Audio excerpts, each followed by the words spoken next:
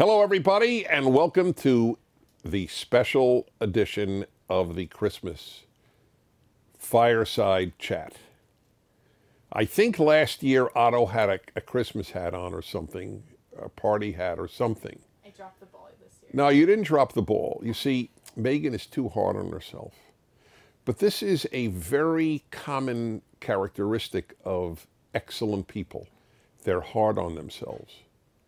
Let's talk about Megan for the next 15 minutes and then bring in oxygen so as to revive her. Anyway, we're releasing this a day before Christmas, and to those of you celebrating, and I hope it's many of you, Merry Christmas, truly from the bottom of my heart. And I want to talk to you about Christmas. I want to talk to you about the great battle in the West and in America specifically, and then take your questions. So let me say at the outset, I've said this in the past, I don't know if on Fireside Chats or not, but I certainly have written about it and broadcast about it. I am a religious practicing Jew, and my favorite time of the year is Christmas time. And I see zero conflict in saying that. Christmas in America has been unbelievably special to me since I was a child. As many of you know, I'm very into music, specifically classical music. My second favorite music, to Beethoven and Bach and so on, is Christmas music. Not just the Handel's Messiah. In other words, not just things that, although Handel's Messiah would be more addressed to Easter, but it not just the classical, but I mean the great melodies created in America between, I'd say, about 1925 and 1960. An astounding eruption of gorgeous Christmas music. By the way, most, or at least half, of the biggest Christmas music hits were written by Jews. To give you an idea of how appealing the Christmas season has been across religion and across everything else that people might define themselves by. And I have watched in my lifetime the demise of Christmas as an essential part of American life. And it began with the dropping of Christmas for the word holiday. You're intellectually dishonest if you do not acknowledge that that was a deliberate attack on the specialness of Christmas. We don't say that about any other holiday. We say Happy Thanksgiving, we say Happy Halloween, we say Happy New Year, but with regard to Christmas, we say Happy Holiday. Now, why is that? Because of the deliberate attempt to de-religionize the United States of America. I never say Happy Holidays. I don't respond to Happy Holidays. I just respond with Merry Christmas. The idea that a non-Christian would be offended by the words Merry Christmas is literally pathologic. If you are offended, if you are told Merry Christmas and you happen not to be a Christian, there's something wrong with you. There is nothing wrong with the person who said Merry Christmas. My listeners know that I am a Jew who observes, if you will, Hanukkah. They wish me regularly Merry Christmas, and I am deeply touched that they do. In Israel, where the majority are Jews, you think they don't say Shana Tova, Happy New Year, to non-Jews in Israel? Are they offended? I don't think so. They say Shabbat Shalom. Shabbat Shalom is said on Israeli radio. It's a Jewish country, a country mostly of Jews. And on the radio, as sunset takes place on Friday and the beginning of the Sabbath, they wish their listeners Shabbat Shalom. Not Happy Holiday, not Good Saturday, but Shabbat Shalom, Shabbat peace. That's the traditional wish on the Sabbath. Are non-Jewish people who listen to Israeli radio offended? So why is anybody offended by Merry Christmas? You are a narcissist if you are offended by Merry Christmas. There is literally something morally and psychologically wrong with you. I don't normally talk like this, but it's true. How could you be offended by a beautiful wish? You don't observe it, so what? It happens to be a national holiday in the United States of America. As far as the ACLU is concerned, we would drop that. I'll bet you if there were a vote in the among Democratic Party members of Congress, I don't think that they would yet have the courage of their convictions and drop Christmas as a national holiday, but I'll bet a fair number of Democrats would vote to drop it as a national holiday. The idea of a few weeks a year devoted to kindness and devoted to, as it were, cheer and the special music and Salvation Army kettles collecting money for the poor, how could you not like that? What could be bad about that? So I just wanted to say those words on behalf of this wonderful time of year, the wonderful music, the wonderful feelings, the wonderful ambience. The other 11 months of the year are normal, and we wanted to have something special. And it's being clobbered. What is this notion of the Christmas party at work, now called the holiday party? How offensive. That's offensive. Don't the majority of your workers at wherever you work observe or at least have something to do with Christmas? Your business will offend your employees if you have a Christmas party? I shake my head in the incredulity of it all, the incredibility of it all.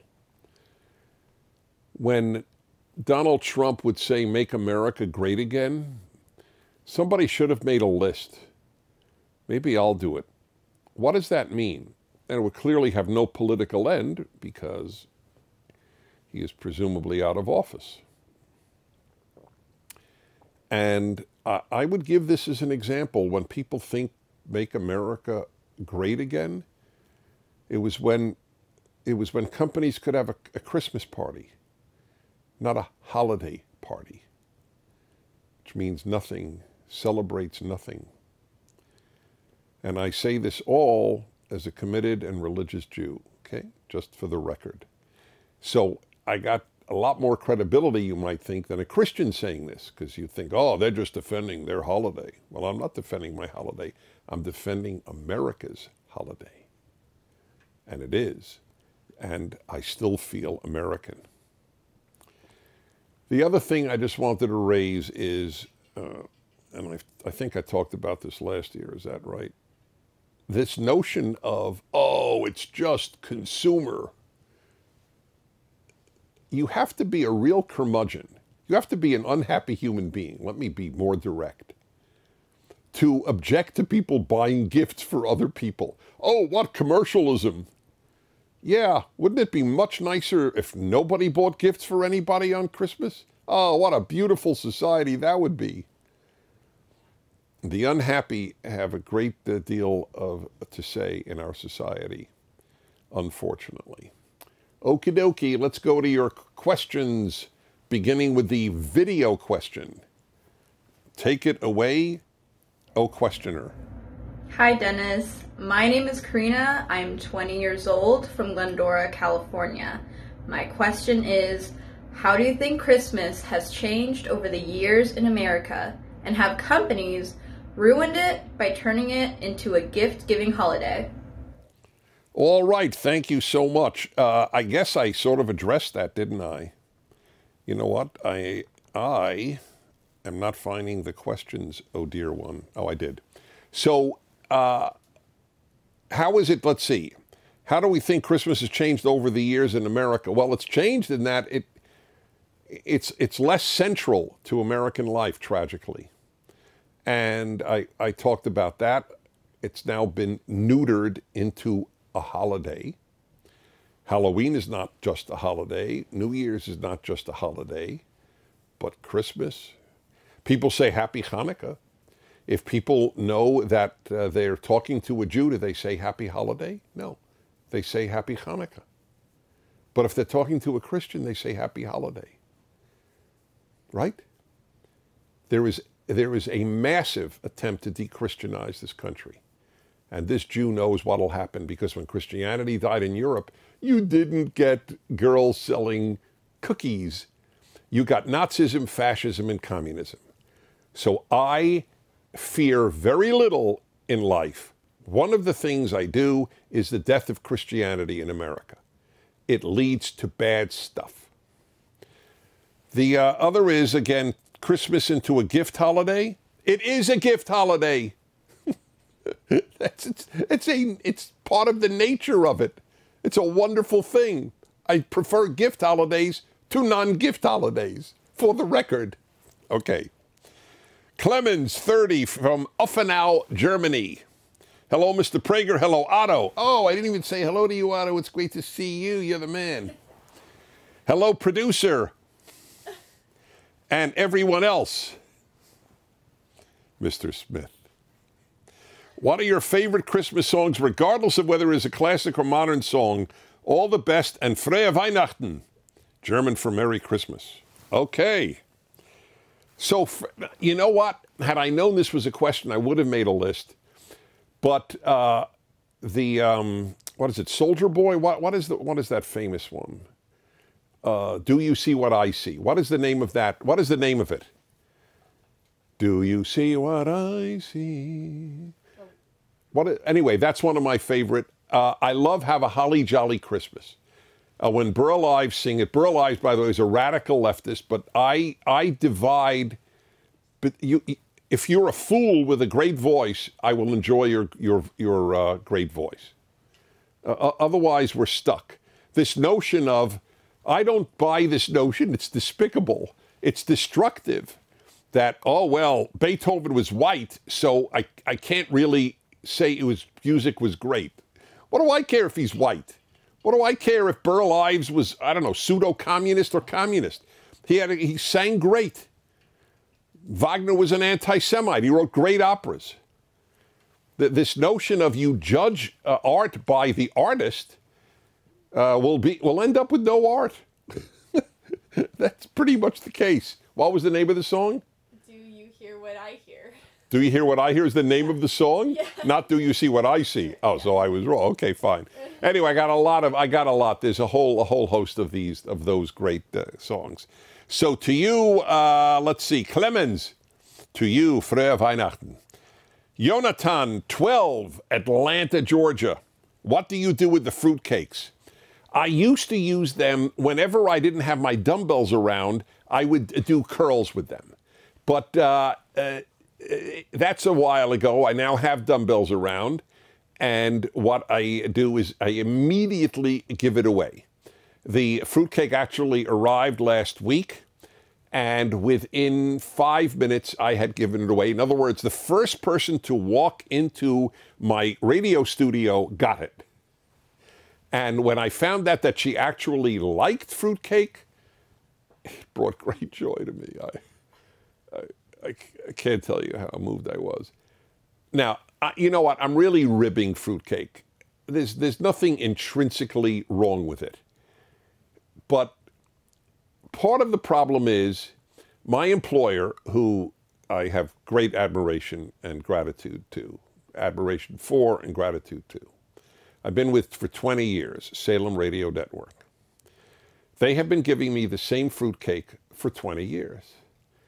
And by the same, I'm not kidding, it's the same tin, the same cake. My theory is about 20 years ago, they bought 1,000 of them. And since they never spoil, here's an advantage of fruitcake that few people realize. In case of nuclear attack, this is one of those foods that lasts forever. I'm living proof that they do. Because this is 20 years of these fruitcakes.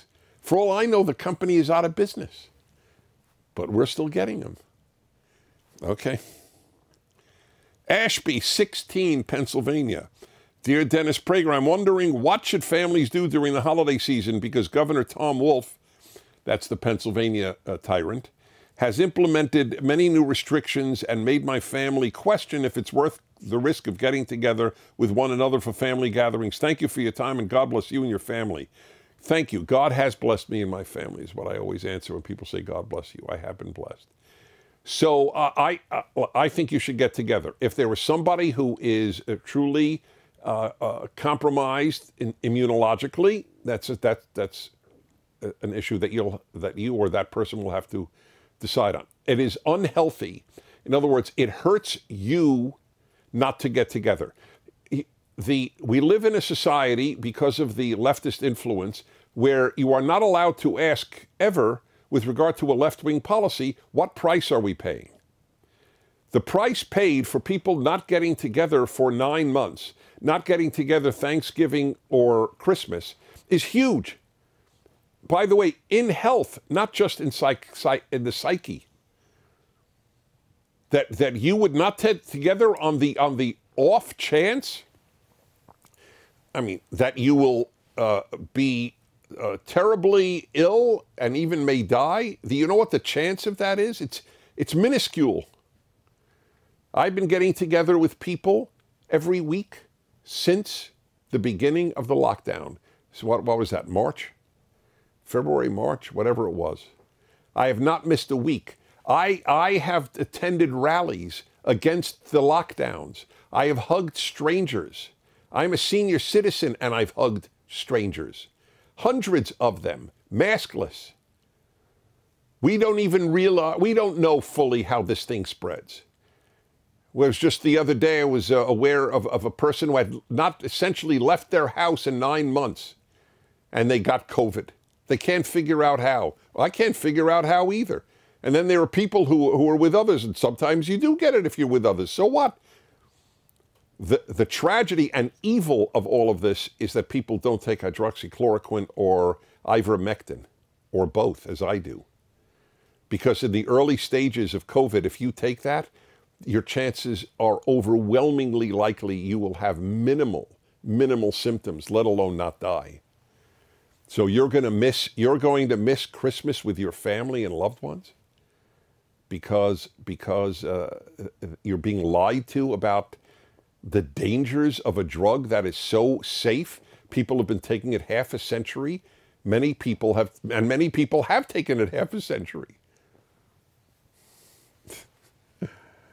We live saturated in lies, saturated because of the media. It's a very, very dangerous time we're living in, very dangerous.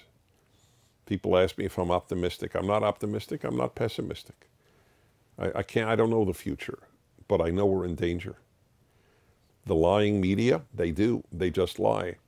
The social media, I've heard, will actually ban any references to hydroxychloroquine and ivermectin. Doctors and social media are responsible for tens of thousands, if not hundreds of thousands of dead Americans. That is not my belief, my certitude. So of course you should get together. The price you pay for not getting together is real and immediate. The price paid for getting together is extremely remote. I added a question there, Dennis. Okay. From Melvin in Puerto Rico. Melvin, 21, in Puerto Rico. Hey, Dennis, exclamation point. How do we rekindle, cute, that was in quotes. That should be, actually, rekindle should be for Hanukkah. But it's okay. The spirit of Christmas in our country. By saying Merry Christmas, that's a great start. Anybody says Happy Holidays, you go back Merry Christmas. You invite, as I go on airplanes, I will be saying Merry Christmas. I don't say Happy Holidays. By the way, sometimes when people say Happy Holidays to me, you know what I respond? What holidays did you have in mind? It's fun. By the way, now that Hanukkah is over, what holidays did they have in mind if they say Happy Holidays? Do they mean Christmas and New Year? Oh, they're now conjugated, as it were. Okay. What's our timing? 20. Oh, we got a lot. Yeah. All right, next question. Troy, 32, Bloomington, Minnesota. Dear Mr. Prager, what do you think of black-owned, quote-unquote, business signs outside of businesses? I doubt anyone could get away with white-owned or Christian-owned without a firestorm from the left. God bless and Merry Christmas. Love, Troy. Oh, it's much worse than that. I'll tell you what exactly it is.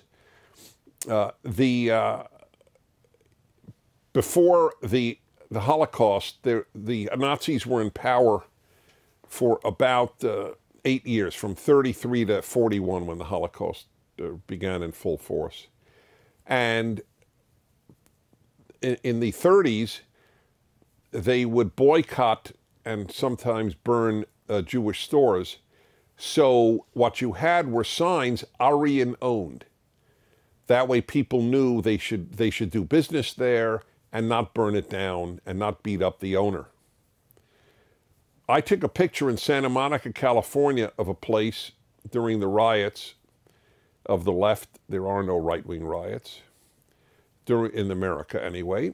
So I took a picture of a business place that said black owned, and it sent shivers down my spine of reminding me of Nazi Germany when you had Aryan owned, so that you could avoid this place and don't burn it down. That's what the left has come to in this country.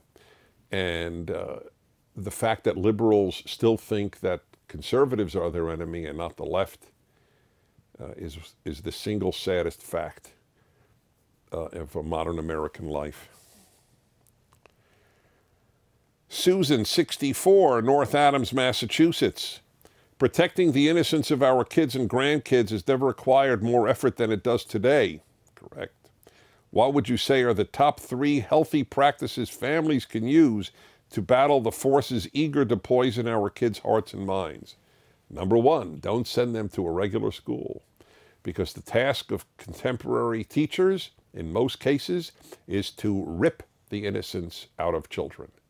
That's why in many public schools, you now have, what is it called again? Drag Queen Story Hour for 5-year-olds, where drag queens come in and read them stories. You could see it on the internet. The teacher's purpose there is to rob your child of innocence. We have a lot of teachers who are doing terrible damage. The profession of teacher has been ruined by the left, like the profession of journalist has been ruined by the left.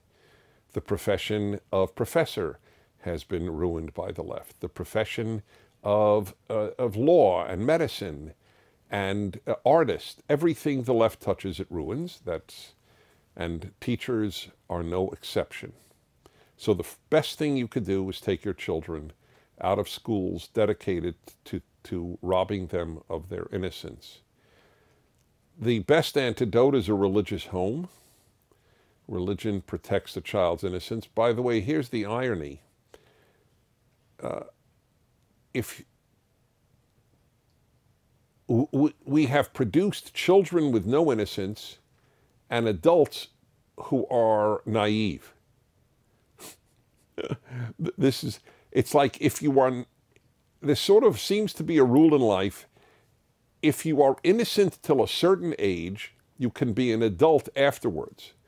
But if you're not innocent till a certain age, then you seek to be a child when you're an adult. It's worth considering. That's why there are safe spaces. What are safe spaces at schools? What does that mean? A place where you could stay a child instead of being an adult and confronting unpleasant arguments. That's all it is. They hide in safe spaces because somebody came to campus with a non-left-wing argument. They're called conservatives. Safe spaces is a place to keep you a child. There's a time to be a grown-up, and there's a time to be a child. And you need both in their right time. Okay, let's see. How are we? We don't know. 26. Man, 25, Manila, the Philippines. Been to Philippines a couple of times. I consider Filipinos one of the 5 friendliest peoples in the 130 countries I have visited. Hi, Dennis and Otto.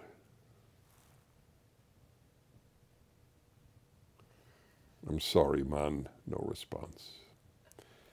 Man here from the Philippines. I enjoy listening and learning from these fireside chats. Thank you. I have a question about feminists and trans activists. How do they get along? The feminists claim that all men are bad and that the patriarchy have always oppressed and suppressed women. They aren't just pro-women, which I wouldn't have a problem with, they are anti-men. However, if you follow transgender logic, a man can now choose to be a woman by declaring it. Suddenly, they are no longer part of the patriarchy and they get to enjoy women privileges. Why are the feminists okay with this? These are literally men assuming the roles of women. Doesn't this go against their ideology? It's an excellent question.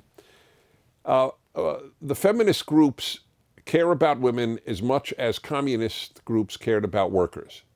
It's as much as the environmentalists care about the environment. Environmentalist groups, I'm talking about activist groups, there are individuals who certainly care about the environment. By the way, just here's my proof, lest you think this is a bizarre line. If environmentalists warning us about global warming killing the world, right? They've been warning now for 30 years that every 12 years we're told the world will come to an end. It's an existential crisis, they tell us. That means a crisis of existence. So why aren't they for nuclear power? It shows what a fraud the environmentalist arguments only for solar and wind, because the cleanest power and the only one that really works in great numbers is nuclear power, and it's unbelievably safe. So that's the proof that they don't care about the environment. They care about restructuring the economy and the society. So do feminists. They care about restructuring the society. I read Betty Friedan's book. She's the mother of modern feminism, and she loved Marxism. Read her book. And that means restructuring of society. If feminists cared about women, they would defend women against trans women, that is biologically male bodies, who run against them in high school track meets. We have a video at PragerU on that by a girl who was deprived of all of her records because in Connecticut they allow biological men who say they're women to race against them. If feminists cared about women, they would be opposed to that. Is that fair to women, that biological men race against them? Of course it's not fair.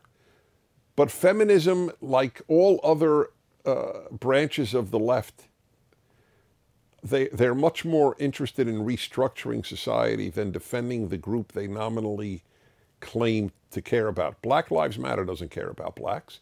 It cares about reshaping America. And the same with every other left-wing group. They use a group in whose name they speak, but their aim is the transformation of our society. Barack Obama said that in 5 days. We are 5 days away from fundamentally transforming the United States of America. Said that in 2008, 5 days before he was elected president. And that's what they want to do. The left has always wanted to fundamentally transform America. Because America, the most successful country in terms of human rights, freedom, and affluence in the history of the world, is a living rebuke to the left. The most religious, industrialized democracy, is that successful? The most capitalist, industrialized democracy, is that successful? We must tear America down. And it's being torn down. I'm sorry to end with that on a Christmas broadcast. That is why you have a moral obligation to be happy, to act happy even if you don't feel it. It's easy to be happy during good times, and by the way, a lot of people aren't even happy then. But it's a challenge, and particularly important during bad or challenging times. You owe it to yourself, you owe it to everyone in your life. That is why you really owe it to yourself to be with loved ones and celebrate a Merry Christmas. I'm Dennis Prager. Thank you for watching. Hey you guys, Aldo here with PragerU. I'm here at California State Northridge, and I'm here to talk to some of the students and maybe spread a little bit of Christmas cheer. Let's do it. Merry Christmas or Happy Holidays? Merry Christmas and Happy New Year. Merry Christmas. Happy holidays. Why? Because it's a time of holidays, not just Christmas. Merry Christmas or Happy Holidays? Merry Christmas. Absolutely. Merry Christmas. Happy holidays is like, I don't know, it's like, it lacks that strength, you know, that flavor, so. Gingerbread cookies or candy canes? Chocolate chip cookies. None of those. None of the above. All right. What do you want for Christmas this year? I want money. I think I want a concert ticket. Take some money, better hours on my job. Cool with that, passing grade on my final. Is Die Hard a Christmas movie, yes or no? Oh man, I'm gonna be honest, I haven't seen Die Hard yet. You're getting cold for Christmas. Is Die Hard a Christmas movie? No. I never watched it. Okay, both of you are getting cold for Christmas. This is ridiculous. Is Die Hard a Christmas movie? No. No? No. What's going on here? If you would have said Home Alone, then yeah, that's a Christmas movie. Come on, Die Hard is a Christmas movie. It No, is. it's not. I love The Nightmare Before Christmas. I think that's a good Christmas and Halloween movie. Maybe a Christmas story. Okay. I like that, I like the classics. Die Hard. Die Hard, finally, you guys. Somebody. Why do we celebrate Christmas? Because there's presents and mistletoes and sick music. Can you think of anything else? Well, isn't it a religious thing? You know why we celebrate Christmas? The birth of our generous Lord and Savior, Jesus Christ. Amen. So why do we celebrate Christmas? Because we are celebrating Jesus and giving birth. Jesus. Jesus His Christ. birthday, right? Oh, yeah. His birthday. Amen. Why do we celebrate Christmas? Jesus. You think that, do you think Christmas is something that we should celebrate as a society around the country in our offices, our schools, and our institutions? Yeah, I do. And I feel like most people do. There are a lot of people that maybe celebrate other religious holidays, and maybe they just celebrate the holidays itself. You know, it's winter, Right. and there's just that idea of this is that time of the year we're all getting together, we're giving, we're being happy and stuff. Like getting together with your family and with your friends, things like that. Everyone has their own personal reasons, I think. There's no like one right way to celebrate Christmas or the holidays. Drinking hot chocolate, going to the snow with my family. Family aspect, presents too. Do you think we should still celebrate Christmas in offices and in schools and in our institutions around the country? Yeah, I think everyone should have the option to celebrate Christmas if they would like to, and they should have the option to celebrate any holiday if they would like to. We shouldn't be restricted to a single holiday. But you think it's important for us as a country to all come together and celebrate one holiday together? May that be I don't Christmas? think we should be celebrating one single holiday because not everyone celebrates Christmas. Because I have friends who celebrate things like Hanukkah and Kwanzaa and Christmas, and I don't think anyone should be forced to celebrate just one thing. I don't think forced though, but I think everybody can get in on the Christmas cheer, the Christmas songs. I don't really feel like there's a reason to change it. If it's been like that, I don't really see like any reason to change it right now. Well, you guys, that is a wrap. If you enjoyed this video, make sure to like and subscribe. Let us know what you think in the comments below, and make sure to share this with all of your friends. Make sure to follow me and PragerU on all social medias, and if you haven't done so already, download the PragerU app. We'll see you guys in the next one. Merry Christmas. Just make sure to leave out chocolate chip cookies and whole milk. None of the soy, none of the almond or, nut milk. Whole fat milk. Ho, ho, ho. Hey guys, thanks for watching this video. PragerU is a 501c3 organization. Help us keep our videos free by making a tax-deductible donation today. I appreciate your support. I think you would look cute with those antlers on. I would. She's flipped out. She is truly flipped out. You can take them off. You can say, today I identify as a reindeer. Okay, then I'm going to get the trans community Start upset. off saying happy holidays and then say just kidding. Let's see. Okay, and that goes on Otto? Yes. Okay. All right, ready? Yep. Ready? Okay, everybody, welcome to the Fireside Chat. Clearly, it is a holiday chat. Is Otto okay with it? It already fell off. He already fell off. They convinced me to do this, to show up with antlers. And fine, you know what, like I'm okay with it. You know, it's. I'm going to talk to you about Christmas. By the way, I think it's very. I have a lot of things to say about it, and it added credibility because I'm Jewish and Hanukkah is my holiday. But Christmas is a very important holiday, even if you're not Christian, which is what I want to talk to you about. First, news. PragerU hit 3 billion views.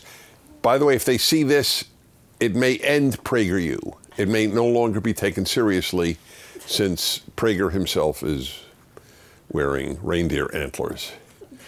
But I pretty much do what Megan asked me to do, and she... Are you the producer of the Fireside Chat? You certainly are. I have to say that. Okay, so did you all see me? Can I take it off? Okay. Anyway, the Fireside Chat, every week it is I, Dennis Prager, at my home. Do you know that people ask, is this a set? How do I prove it's not a set? Anyway, it's pretty elaborate for a set. It's my home, I promise. What would I do, bring my dog to the set? Anyway, I guess people would. No, this is where I do most of my work. So anyway, from my home to yours, whatever you're celebrating, Happy Hanukkah or Merry Christmas, and anything else that you might be celebrating, and certainly everybody, Happy New Year. But I really want to talk to you about this, and there's an opening question, as we have every week. So let's go to it. Our opening question. And you can all send them in, and hopefully we'll choose yours. Okay, here we go. Hi, my name is Micah Hart. I'm a Prager Force member. I live in Rhode Island, but I attend school in Massachusetts at Whitensville Christian School. I am 17 years old and I'm a junior. My question is, what do you think about parents lying to their children about Santa Claus? All right, that's a big one. I have done shows about that whole issue. Let me get back to, here we go. All right, so parents lying to their kids about Santa Claus. The word lying is a loaded word here. You're lying if a kid says to you, your kid says to you, Mom or Dad, is there really a Santa Claus? And you say, yes, there really is a Santa Claus who lives in the North Pole, et cetera, et cetera. Okay, that is in effect telling your kid something that isn't true. By the time your kid is going to ask that question, you can level with your kid. But why would anybody feel odd about allowing their child this fantasy world? If you read your kid a book, a fairy tale, any fairy, Pinocchio, do you tell your kid first, there really wasn't a Pinocchio? Right? You let your child live the fairy tale. It's a lovely, innocent part of childhood. Why clobber their innocence when it's unnecessary? That's the way I look at it. It is, who did it ever hurt to have a belief that Santa Claus... Anyway, it's got a moral message, right? He knows if you've been good, right? Isn't that the way the song goes? He knows if you've been bad or good. That's right. Which song is that? Be good for goodness. Yes, be good for goodness sake. And it's really, to me, a sort of a sign of the time in which we live, that people don't want their child to believe at 5 years of age that there's a Santa Claus, but they do want their child to believe that they have no future because they will be drowning in hot seas because of global warming.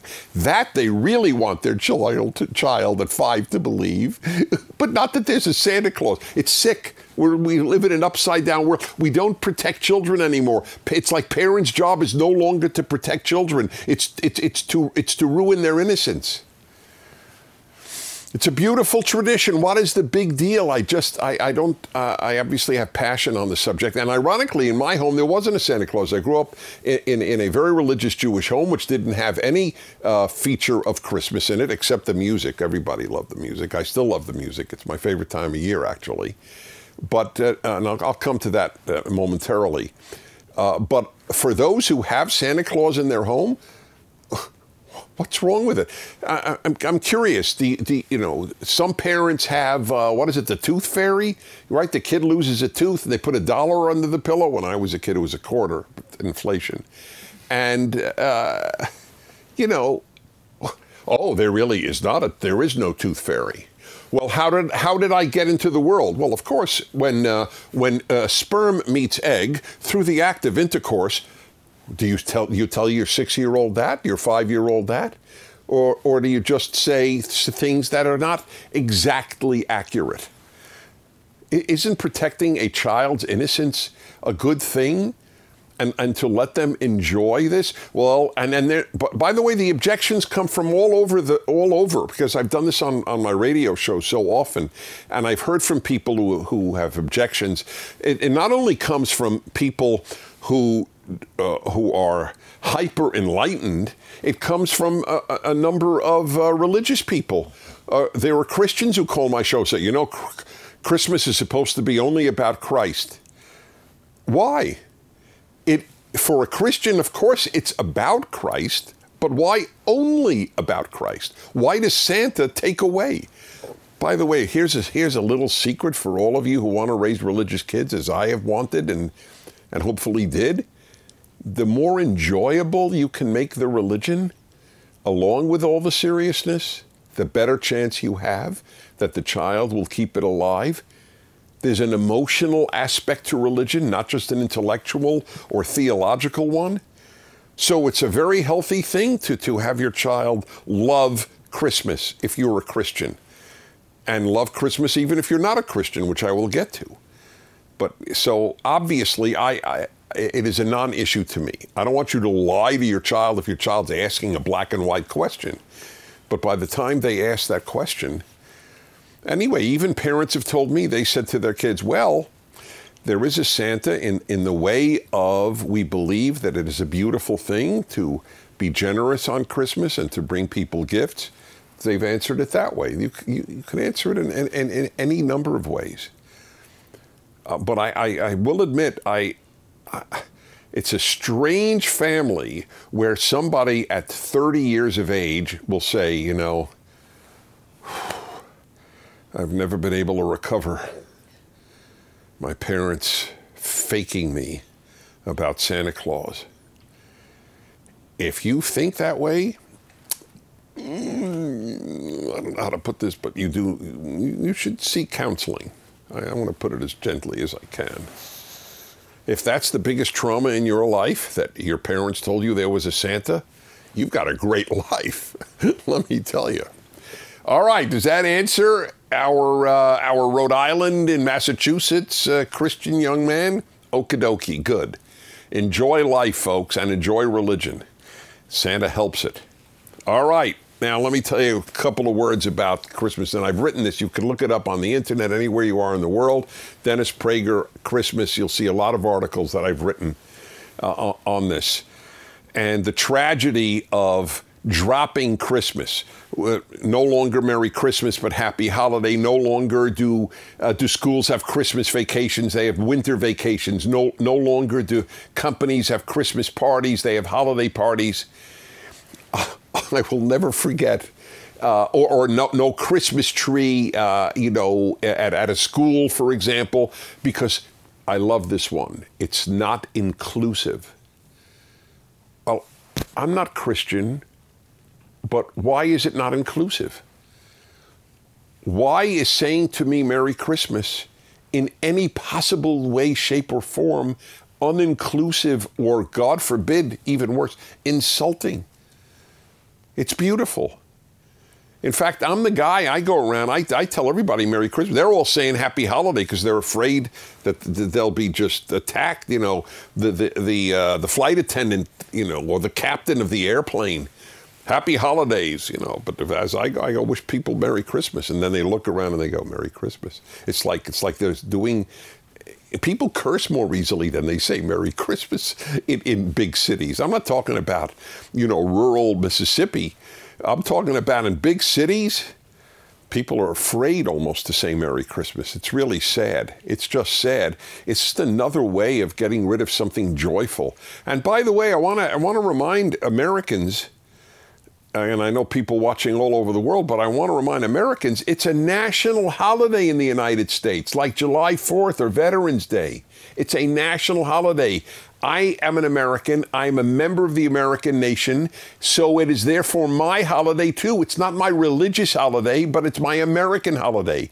90% of my fellow Americans are celebrating it. Why would I want to deprive them in my narcissism? It is narcissistic to be offended by the words Merry Christmas. There's something wrong with you.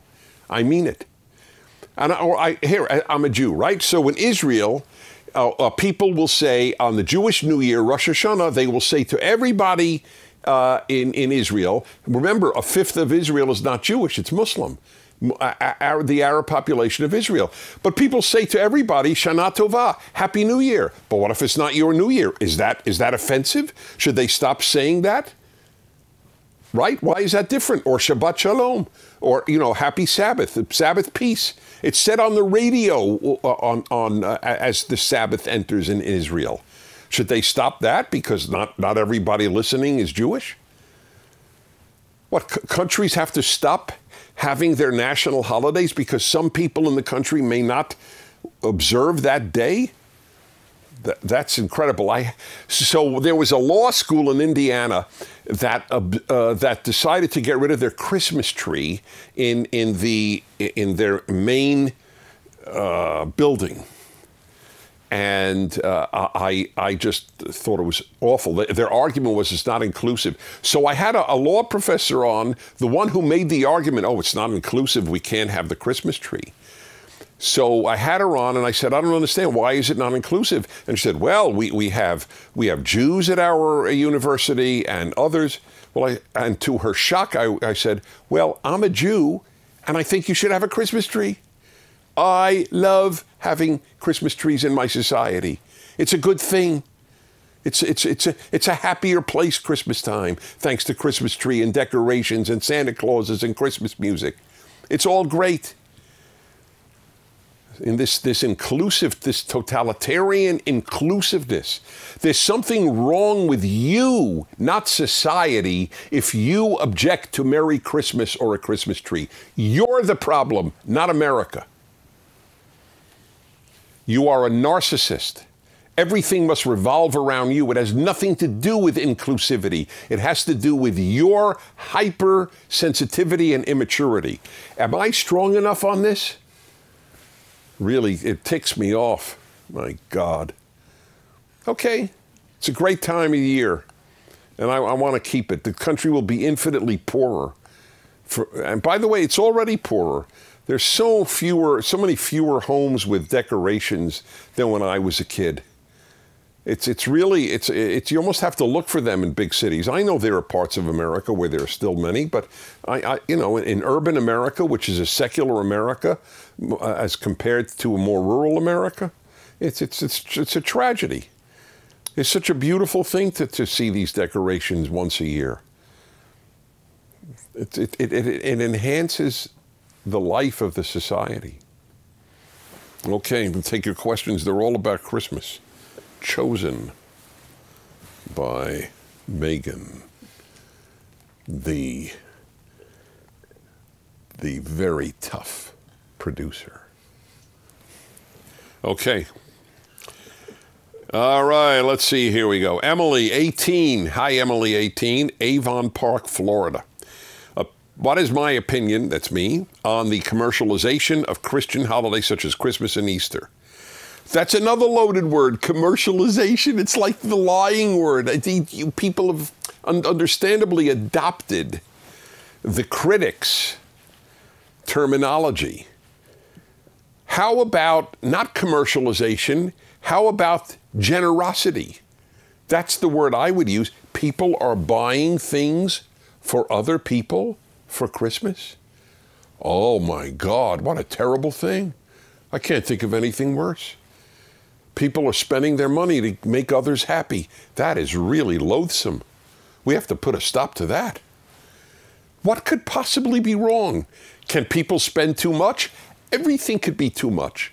You could eat too much healthy food. You could eat too much broccoli. This doesn't mean anything. That, of course, anything could be in excess. I am with families on Christmas, who Christian families, and I watch them unwrap the gifts, and it is so beautiful.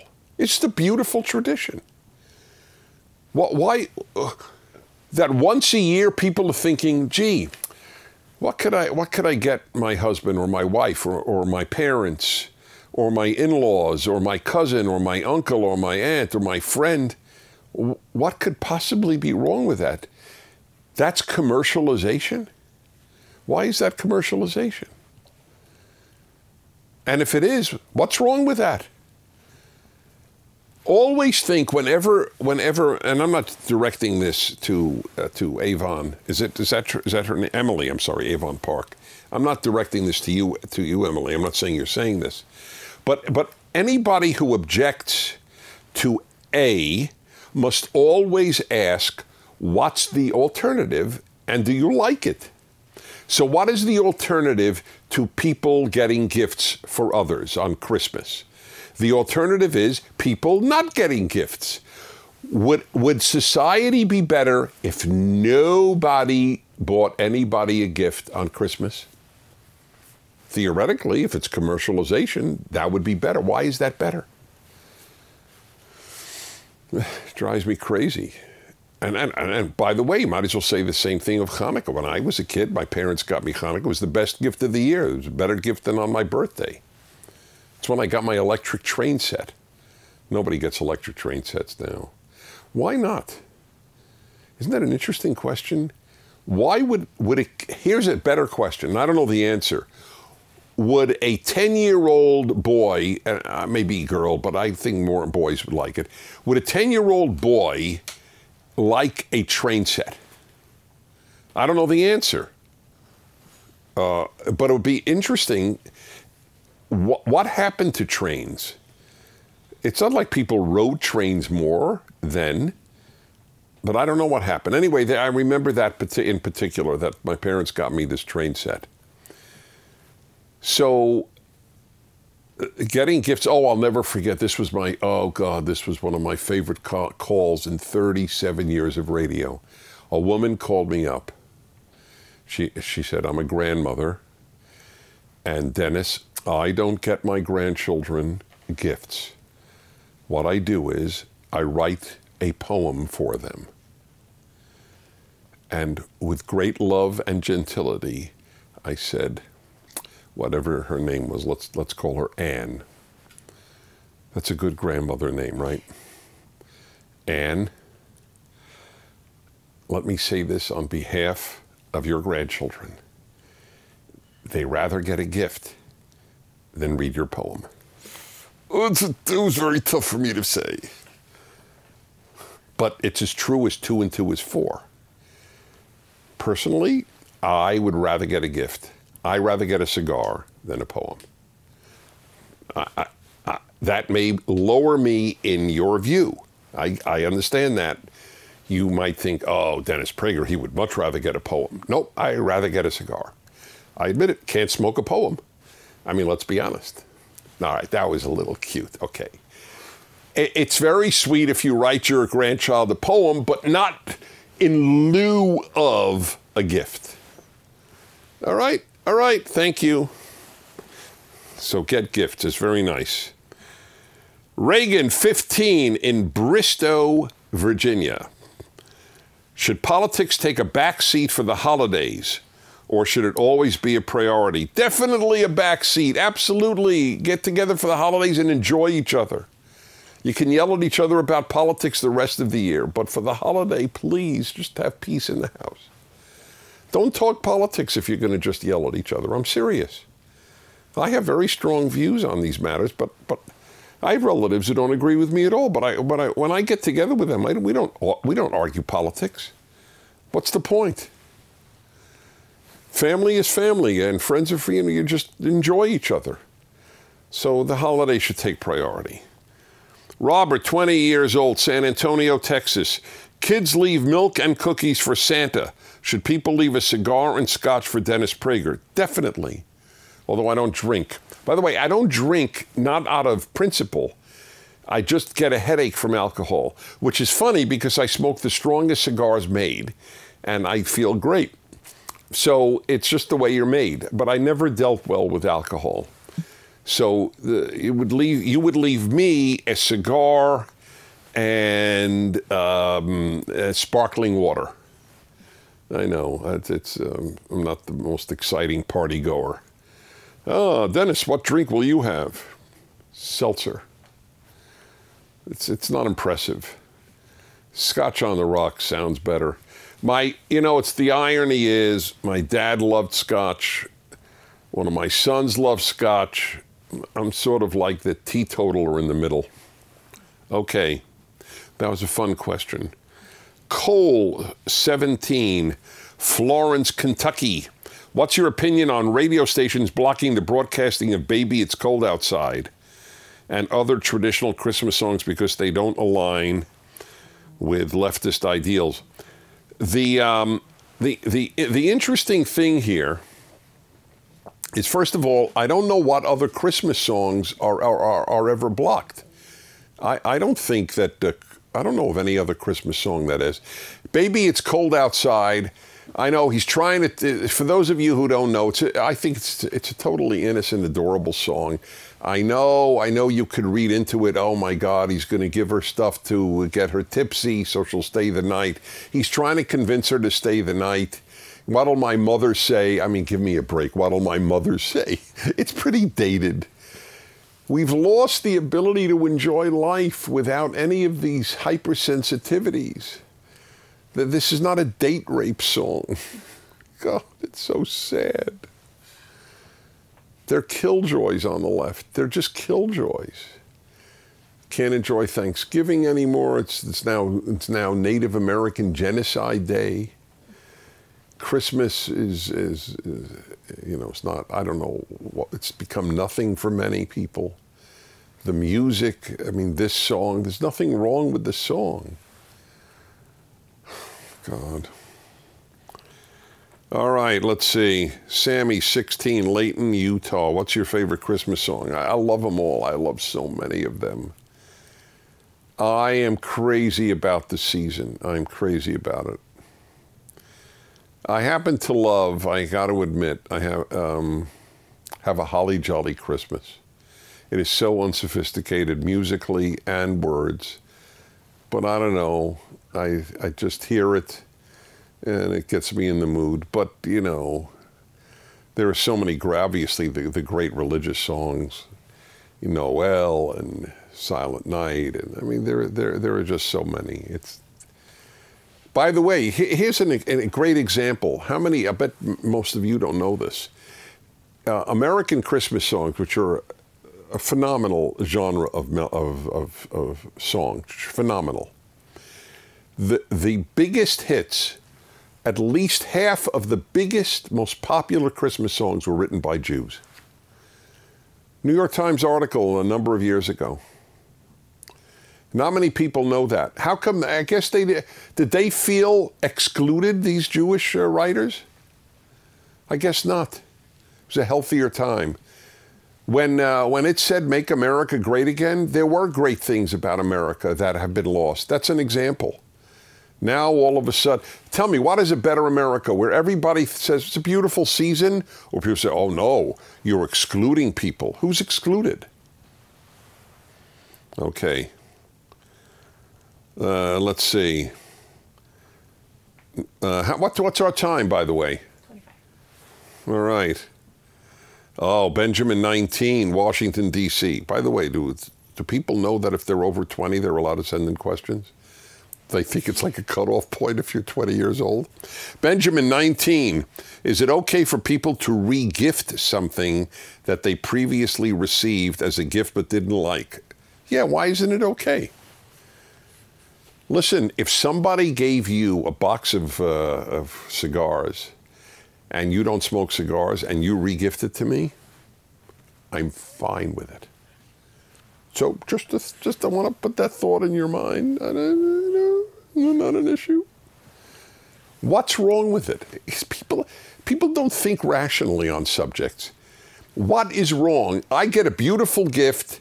Now, if it's a cheesy junk gift, but a cheesy junk gift is not good gifted, let alone re-gifted. It doesn't matter if it's re-gifted. If the nature of the gift is worthy of the recipient, who cares if it's re-gifted or not? I don't. What is better, to do nothing in my house or to give somebody pleasure? So I want to repeat, if you get a box of cigars and don't smoke, I will be honored to be the recipient of your re-gift. Even if it's the 7th re-gift, if it went through 7 recipients, none of whom smoke cigars, I will be happy to receive it. Okay, Christian 23. Oh, there we go. It's an old guy. 23, Gainesville, Florida. What is Kwanzaa and why isn't it real? Well, Kwanzaa was developed by a black professor at the Cal State Long Beach, if I'm not mistaken, in, I don't know, the 1970s, I think it was, or 1980s. It is not an African holiday. He invented it, which, by the way, it does not dismiss it. It's fine with me if a holiday is invented. I don't have anything against Kwanzaa. I just don't want people to think that it's something it isn't. It's not an African holiday. Africans, if you asked any African immigrant, do you celebrate Kwanzaa? He would say, I'm sorry, what? But if there are black Americans who celebrate it, God bless them, enjoy your Kwanzaa. But it's not widely celebrated. It was I don't know, why would a black American be less likely to celebrate Christmas than anybody else? All righty, everybody. Okay, finally, Reese, 16 years old, Douglasville, Georgia. Favorite Christmas movie? So It's a Wonderful Life. That's my favorite. It's very touching. There are a lot of great Christmas movies, just like there are a lot of great Christmas music. So why should we in any way want to diminish such a joyful part of the year in America and presumably other countries? But I can only speak about America in this regard. It's a beautiful time of the year. It's what one of the songs says. It's the most beautiful time of the year. I think it is. And the question is, why wouldn't everybody think that? So, if you're celebrating it, Merry Christmas. If you're celebrating Hanukkah, Happy Hanukkah. To all of you, from all of us, Otto, my wonderful staff, my family, and I'll see you next week. Thanks. Thank you for watching. If you'd like to keep these fireside chats free, please do by donating to PragerU. 'Twas the night before Christmas, and all through the house, not a creature was stirring, not even a mouse. You probably know what happens next. But do you know who wrote this poem and when? Do you know where the tradition of the Christmas tree comes from? Lights on the Christmas tree, stockings, even the idea of gift giving. No holiday has a richer and more varied tradition than Christmas. So let's look into its history and see if we can uncover some of that richness and tradition. And if you don't celebrate Christmas, well, at least you'll have a better appreciation of why so many people do. Here's what everybody knows. Christmas is when Christians celebrate the birthday of Jesus Christ. That in itself is a very big deal. Christianity, in all its many iterations, remains the most popular religion in the world. 2 billion people follow it.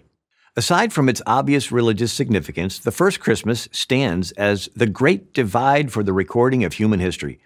Until recently, history was divided between BC, before Christ, and AD, Anno Domini, which is Latin for Year of Our Lord. Now you'll often see BCE, before the Common Era, and CE, Common Era. No matter, the divide is still Jesus' birth. The great kings of the first millennium recognized the significance of the day and attached themselves to it. Charlemagne, Alfred the Great, and William the Conqueror, among many others, were either baptized or coronated on December 25th. The idea of Christmas as a time of gift-giving also goes back to the earliest days of Christianity. The story is told that a 3rd century church bishop, Nicholas, would anonymously throw bags of gold coins into the windows of the poor. The coins supposedly landed in the shoes or stockings that were drying by the fireplace. Thus was the stocking stuffer born. After Nicholas died and was declared a saint, his popularity and positive Christmas message spread across Europe, each nation adding its own distinct contribution. In Germany, the winter tradition of placing evergreens in their homes took on a new significance in the 16th century when Protestant reformer Martin Luther put candles in the branches. He told his children the lights were like the sky above Bethlehem on the night of Christ's birth. The idea that St. Nicholas would judge whether you've been good or bad during the year stems from the book of Revelation in the New Testament, which depicts Christ returning to earth riding a white horse. In the Middle Ages, the legend sprang up that St. Nicholas had been chosen as the Savior's advance guard. He wouldn't come at the end of the world, but every year to check things out and give a report. When this notion arrived in Norway, it encountered a problem. There were no horses in Norway, but they did have plenty of reindeer. And of course, Norway abuts the Arctic Circle and the North Pole, so St. Nick found himself with a new domicile. All these various European traditions came together in the great melting pot of America. In New York, in 1823, a professor at the Protestant Episcopal Seminary, Clement Moore, wrote a poem for his children. 'Twas the night before Christmas. The stockings were hung by the chimney with care in hopes that St. Nicholas soon would be there. The poem caught on and became a Christmas staple every school child could recite. The holiday got another push in 1843 when the great British writer Charles Dickens published his short novel, A Christmas Carol. The redemption of Ebenezer Scrooge perfectly captured what we now refer to as the Christmas spirit, the idea that the holiday brings out the best in all of us. As the new century turned, Hollywood got into the act. Almost as soon as there were movies celebrating Christmas. To this day, a year doesn't go by without a new one. Madison Avenue saw a big opportunity too. In 1931, Coca-Cola hired artist Haddon Sundblom to create a Christmas ad of Santa Claus, which is Dutch for St. Nicholas, drinking Coke. The jolly white-bearded fellow in a bright red suit remains the personification of old St. Nick. And in perfect melting pot fashion, Irving Berlin, the son of a rabbi, wrote the definitive Yuletide song, White Christmas. Many complain today that the religious aspect of Christmas has been overwhelmed by commerce. Retail sales between Thanksgiving and Christmas are now $1 trillion. This is not a new complaint. The Puritans refused to celebrate Christmas because they thought it trivialized the holiday's religious message. But this remains the minority view. Most people love Christmas and all the things, the lights, the tree, the songs, the movies, and yes, the gifts that come with it. And who can deny that people tend to act a little nicer, a little happier as the special day draws near. In a world that feels so divided, Christmas still unites us. For that, we should all be grateful.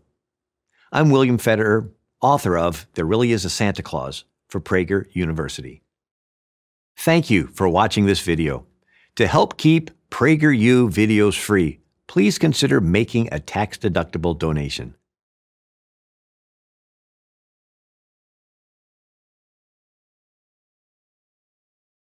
Hi, everybody. Dennis Prager. We're trying to put a holiday hat, a Christmas hat on Otto. And that's the famous arm in America. And did it work? The chances of this working are very slim. There you go. Hi, everybody. Dennis Prager here. It's the Hanukkah and pre-Christmas show. That's funny. Show. That's from radio. Podcast. Yeah, let's get... What is this? What is this? It's a show. You It can is? watch it as a podcast. Yeah. Okay. All right. Look. Too much excitement. What am I going to do? Dogs and children teach you humility. That's my view. So welcome. Got a number of thoughts. Since I was going to talk about Christmas, I thought, well, it turns out that the question is about it. So we'll start with the question, and then I'll give you my... But first... Oh, yes, but first. No, this is really important. We rely entirely on people contributing to PragerU to make everything we do possible, because everything we do is free. That's why it's called a nonprofit organization. Well, that's not why, but it's part of why. Yeah, because if you're a profit organization, you don't make everything for free. That's correct. So anything you give up to Christmas Day will be tripled, whatever you give. So if you give $10,000, it's $30,000. Just kidding. I mean, I'm not kidding. That is true. But if you give $10, it's $30. All right. So thank you. Go to PragerU.com and help us fight for everything good. I think that's the best way to put it. All right, everybody. Now, let's go to question and then my opening statements. Hey, my name is Rachel Martin. I'm 17 years old and I'm from Paulsbo, Washington. My question is, how can we cherish Christmas? Thank you so much. I think that will go down as the briefest question. Had I sneezed, I would have missed it. So I want to give you some thoughts about Christmas, and it's important that I state at the outset, and most of you know this, but I am a religious Jew, and it's not my religious holiday, but it is my national holiday. I am very pro-Christmas. I'm passionately pro-Christmas. It's my religious holiday in this season is Hanukkah, but so what? The vast majority of my fellow Americans celebrate Christmas. So why wouldn't I cherish that fact if I cherish my fellow countrymen?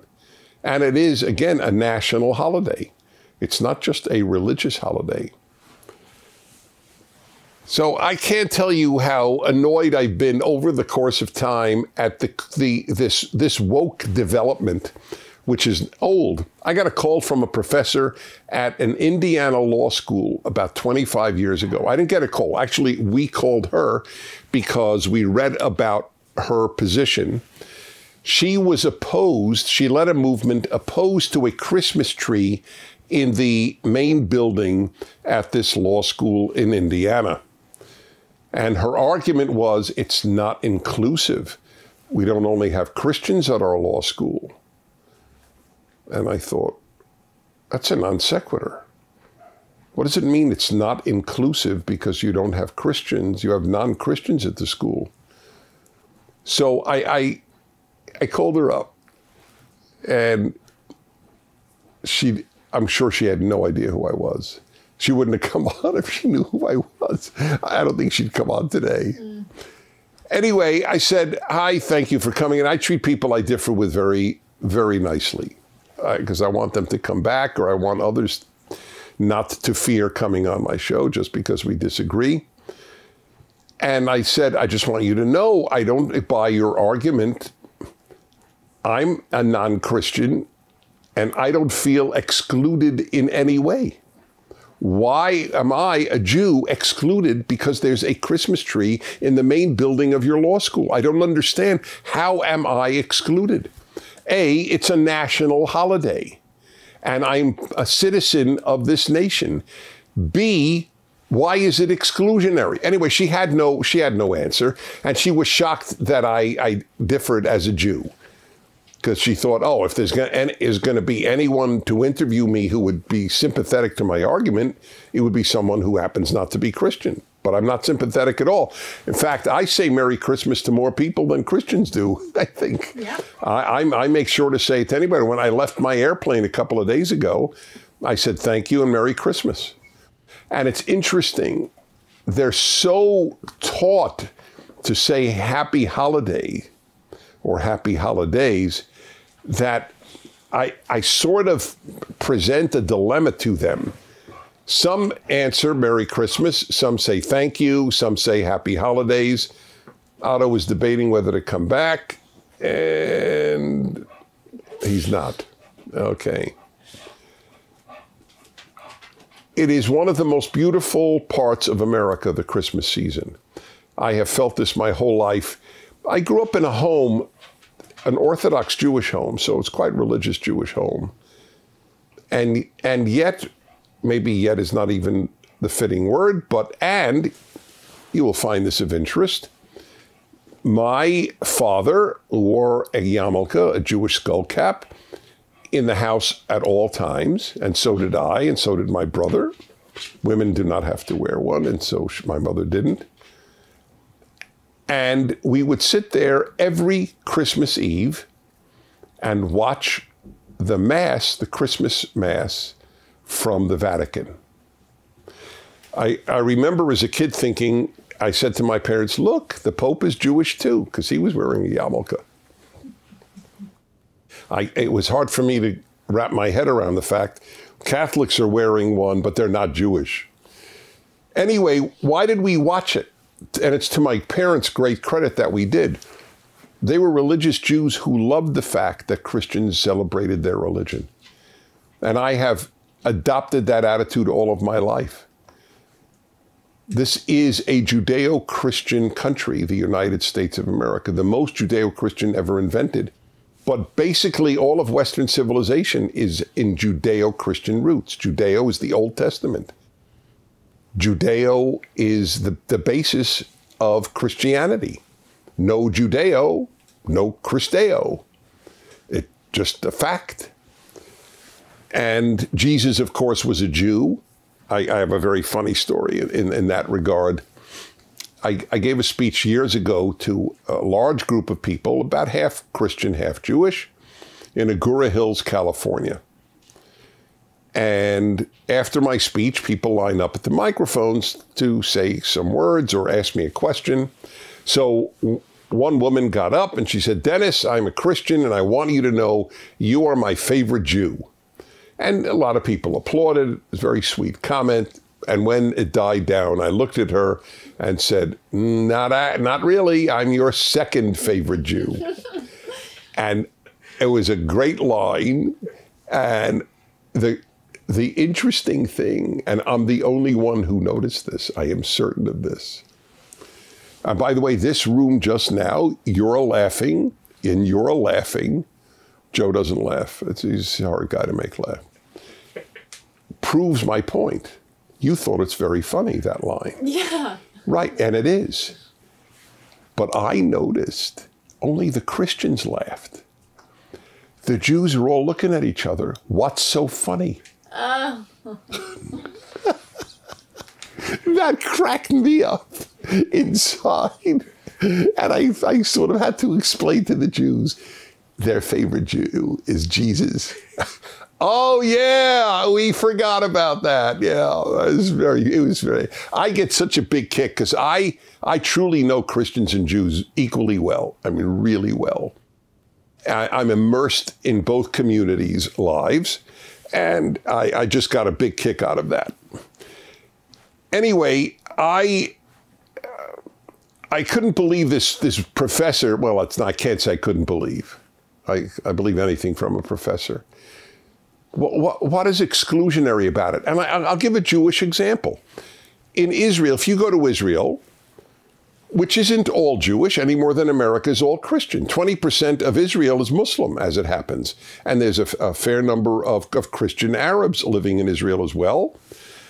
And yet, Everybody, even secular Israelis, will say on Friday night and Saturday, especially Friday night, Shabbat Shalom. They will say to anybody, Shabbat Shalom, Shabbat Shalom. Just like we might say Happy Holiday, they'll say Shabbat Shalom, but Shabbat is the Jewish Shabbat. So is it wrong for an Israeli to say Shabbat Shalom to a non-Jewish Israeli? It's absurd. And no non-Jewish Israeli says, oh, it's exclusionary to say Shabbat Shalom. They say Shabbat Shalom on the radio. And Orthodox Jews aren't even listening to the radio on Shabbat because they don't use electricity. So these are all non-Orthodox Jews saying Shabbat Shalom. I want my culture to be preserved. It's not going to be good for anybody, especially Jews, if Christianity becomes far less significant in America. Here's a provocative thought. There is an increase in anti-Semitism in the country, and I am convinced it is related to the decrease in Christianity in America. Let's put it this way. Even if you don't think it's causal, it's certainly related, or it's certainly happening at the same time. Christianity is diminishing and anti-Semitism is increasing. Most Christians in America are pro-Jewish, not anti-Semitic. So it's a beautiful time of the year. I love the music. I love the decorations and the time in which we live. Got one more thought about this, and that's about Santa Claus. Every year, I can't remember how many years already, many years, decades, I have devoted an hour of my radio show to making the case for people who celebrate Christmas to celebrate Santa Claus. Because I had heard and read Christians saying, or just Gentiles in general, non-Jews, oh, we don't want to lie to our children. It's not good to lie to your child. That was the biggest argument. Or even people who called my show up, and they would say on occasion, I was raised in a Christian home, and then my parents, taught me about Christ and Jesus and God and the Bible and Santa. And then when I learned Santa was not real, I thought, oh, maybe God's not real too, which is a strange correlation. So this notion you're lying to your children if you tell them about Santa Claus is a strange notion. I'm curious, do none of these families have a tooth fairy? Do they tell their kids, oh, there's no such thing as a tooth fairy? And is there anything wrong in having a tooth fairy in your house? Your kid loses a tooth and they find some present or money under their pillow the next day? Is that a bad thing? Are you lying to your child if you make believe? Make believe and lying are not the same thing. It's beautiful to make religion fun for children.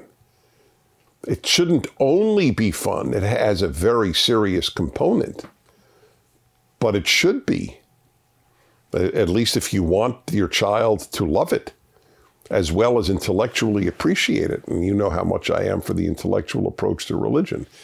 That's why my books are called The Rational Bible. I use reason. But it's very important to have the joy, especially when you are a kid. Here's another question. Did you read to your kids fairy tales? Did you read Pinocchio to your kid or Cinderella? Do you make sure to say, these people never existed. There really isn't a Pinocchio. There really isn't a Cinderella. Why don't you do that? Are you lying? You're making believe that there was a Cinderella and there was a Pinocchio. It's not a wise argument. Well, you don't lie to your child. Okay, this isn't lying to your child. This is offering a make-believe, joyful thing that society takes part in. You know that at a certain age, they're either going to ask or figure out on their own that this is make-believe. But until then, and even post then, it's fun to have. It's a good thing. It's a healthy thing. It's a happy thing. Santa's a happy character. Can you think of a time in American history when they needed happy character more in their lives than now? You know how many kids are suffering from depression, mental illness, and how many are committing suicide? And believe me, it's linked to the secularization of the society. Secular doesn't usually produce happy. Just doesn't. Religious people are happier in every single poll I am aware of, and I'm aware of a lot of polls. So anyway, it's a good thing to have in your kid's life and in your family's life. So it's a great time of the year. Okay, on to your questions. Nicole, 31, Pennsylvania, USA. Hello, Mr. Prager. I recently found out that my younger sister and her boyfriend are pregnant. I'm filled with an overwhelming sense of emotional conflict because my husband and I have been trying to conceive for over a year. How do I battle my immense sense of sadness and heartbreak every month while still being a loving and supportive sister? Also, how do I handle family members this Christmas if they ask, when are you two having children? Greatly appreciate your thoughts, and my husband and I love your show. God bless, Nicole. So you have to know this. It's okay to feel unwholesome things. That you have some envy of your sister is completely understandable and perfectly fine. You just don't act on it. You can even open up and say, you know, I love you very much and I'm really happy for you. And I'm also a little envious. Your sister will give you a big hug. You think your sister doesn't know it? You think your sister's a dummy? Unless she doesn't know you want kids, and I'm sure she does know you want kids. So it's fine. It's inevitable. That's a feeling people have. That's why I am not feelings monitoring. I am behavior monitoring. And if you're still acting loving and supportive of your sister, that's all that matters. The fact that you will have some envy or jealousy, whichever term you wish to use, is a non-issue. That you're a normal human being. That's completely understandable. Don't berate yourself and open up to your husband. And even if you want, it's not going to make your sister feel bad. Your sister's not a dummy.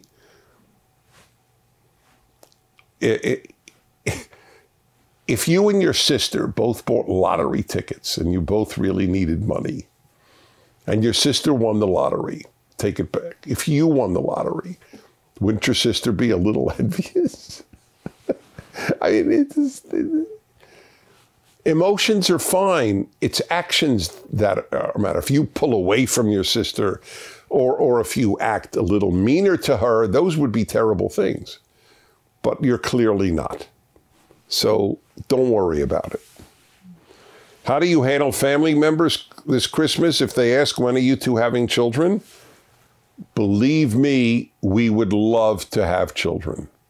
That ends the discussion. I'm a big believer of confronting the elephant who's in the room. Okay? And it's not a hurtful question. You might feel a little bad because you really want children. I totally understand that. But it's not asked to hurt your feelings. By the way, I don't think if people think it through, they shouldn't ask it that way. I can understand if people would say, you know, a lot of people your age today don't want children. Do you? You know, that's different from when are you going to have? Just a curiosity question.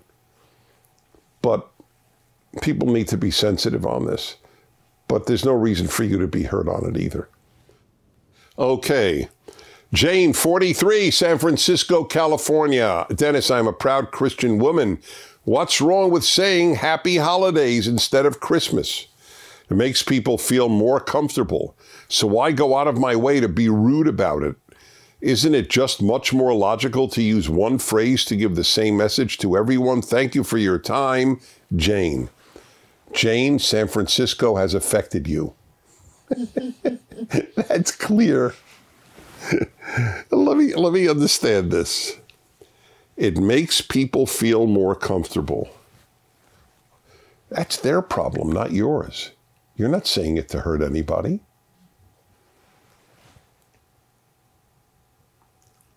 Let's say on the airplane, the flight attendant says, well, we've arrived in San Francisco. Want to wish you all a very Merry Christmas. What's wrong with that? That's the holiday that's coming up. It's a national holiday. Can they say Happy Thanksgiving? Well, what if there are indigenous people on the plane who don't like the idea that the Pilgrims ever arrived or that Europeans ever arrived? Should we not say, I hope you have a happy Thanksgiving or even happy holiday, because everybody knows what holiday it is?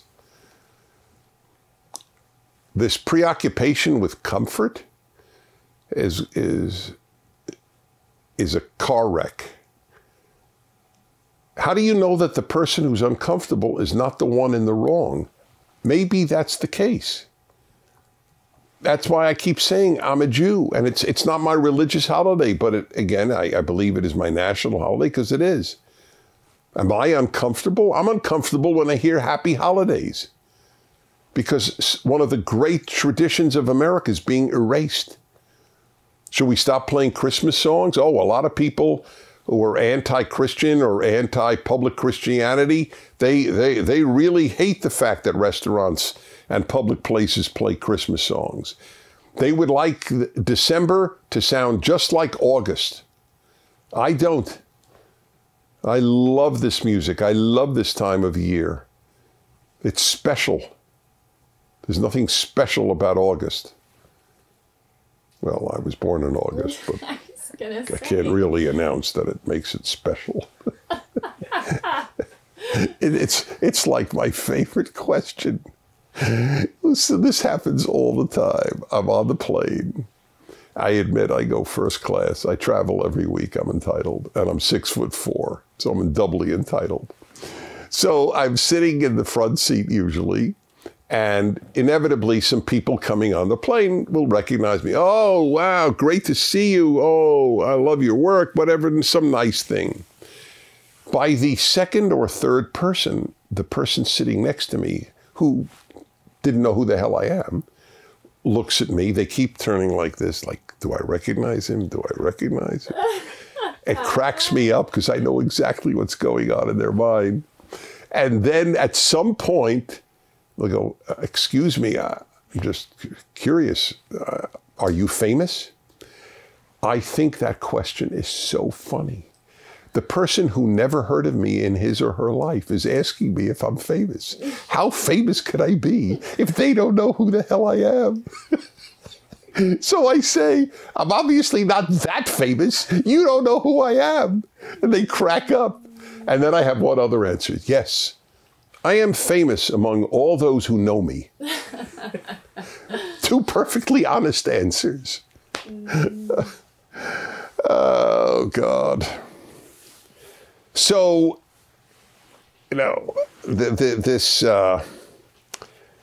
this comfort thing is disturbing. It is a beautiful thing to say to people Merry Christmas, and anybody who's offended, it's their problem. It really is their problem. When they say, if they say over the intercom, want to wish you all a Merry Christmas, only a narcissist could be, I think, could be offended. Like the world revolves around me. Well, the world doesn't revolve around you. The world revolves around the society. And the society, for the most part, observes this holiday. Okay? Joel, 52, Indianapolis, Indiana. I wanted to let you know that your book on Genesis is on my Christmas wish list. If I'm lucky, I'll get both Genesis and Exodus. No. If you're lucky, you'll get Genesis, Exodus, and Deuteronomy. Okay, you're only 2/3 lucky if you get Genesis and Exodus.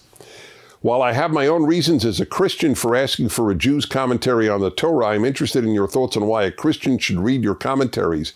May the Lord bless you and keep you. Well, he has blessed me and kept me.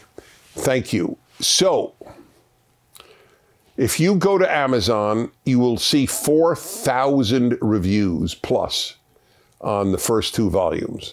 And I don't know how many are on Deuteronomy. Most of them are from Christians. And the typical one is, wow, I didn't know what I didn't know. And now it is so much richer to me, these first books of the Old Testament. And how many wrote, it has so deeply increased my own faith as a Christian. Read it. I didn't write these reviews. I would recommend it, and I write it in the foreword. This is for a Jew, this is for a Christian, this is for an atheist, this is for a Muslim, this is for a Buddhist. Either the Torah, the first 5 books, has something to say to everybody, or it has nothing to say to anybody. That's my view. It doesn't matter what your faith or non-faith is, your ethnicity or anything. These are the greatest 5 books ever written. And I'm a big fan of the rest of the Bible. But these are the 5 that are the foundation of everything. And you can't pick them up and fully understand it. Somebody has to guide you through it, like Shakespeare. I can't read Shakespeare just straight out. I need explanation of the words, even though English is my native tongue, and what is being done here. And then I appreciate it better. But this is especially true here. And yes, I know Biblical Hebrew very well. That has been instrumental in the commentary. By the way, since there's time, it does make a great Hanukkah or Christmas gift because it's beautifully printed. Give me one copy here. Isn't there one right around here? Because I want to commend my publisher. They did such an expensive job in printing it. It's right here. It is an good. They all have original, well, not original, they all have artwork on the front. So which is this, Exodus? Yeah. So here, it's beautifully printed. Nobody writes commentaries on the Bible to get rich.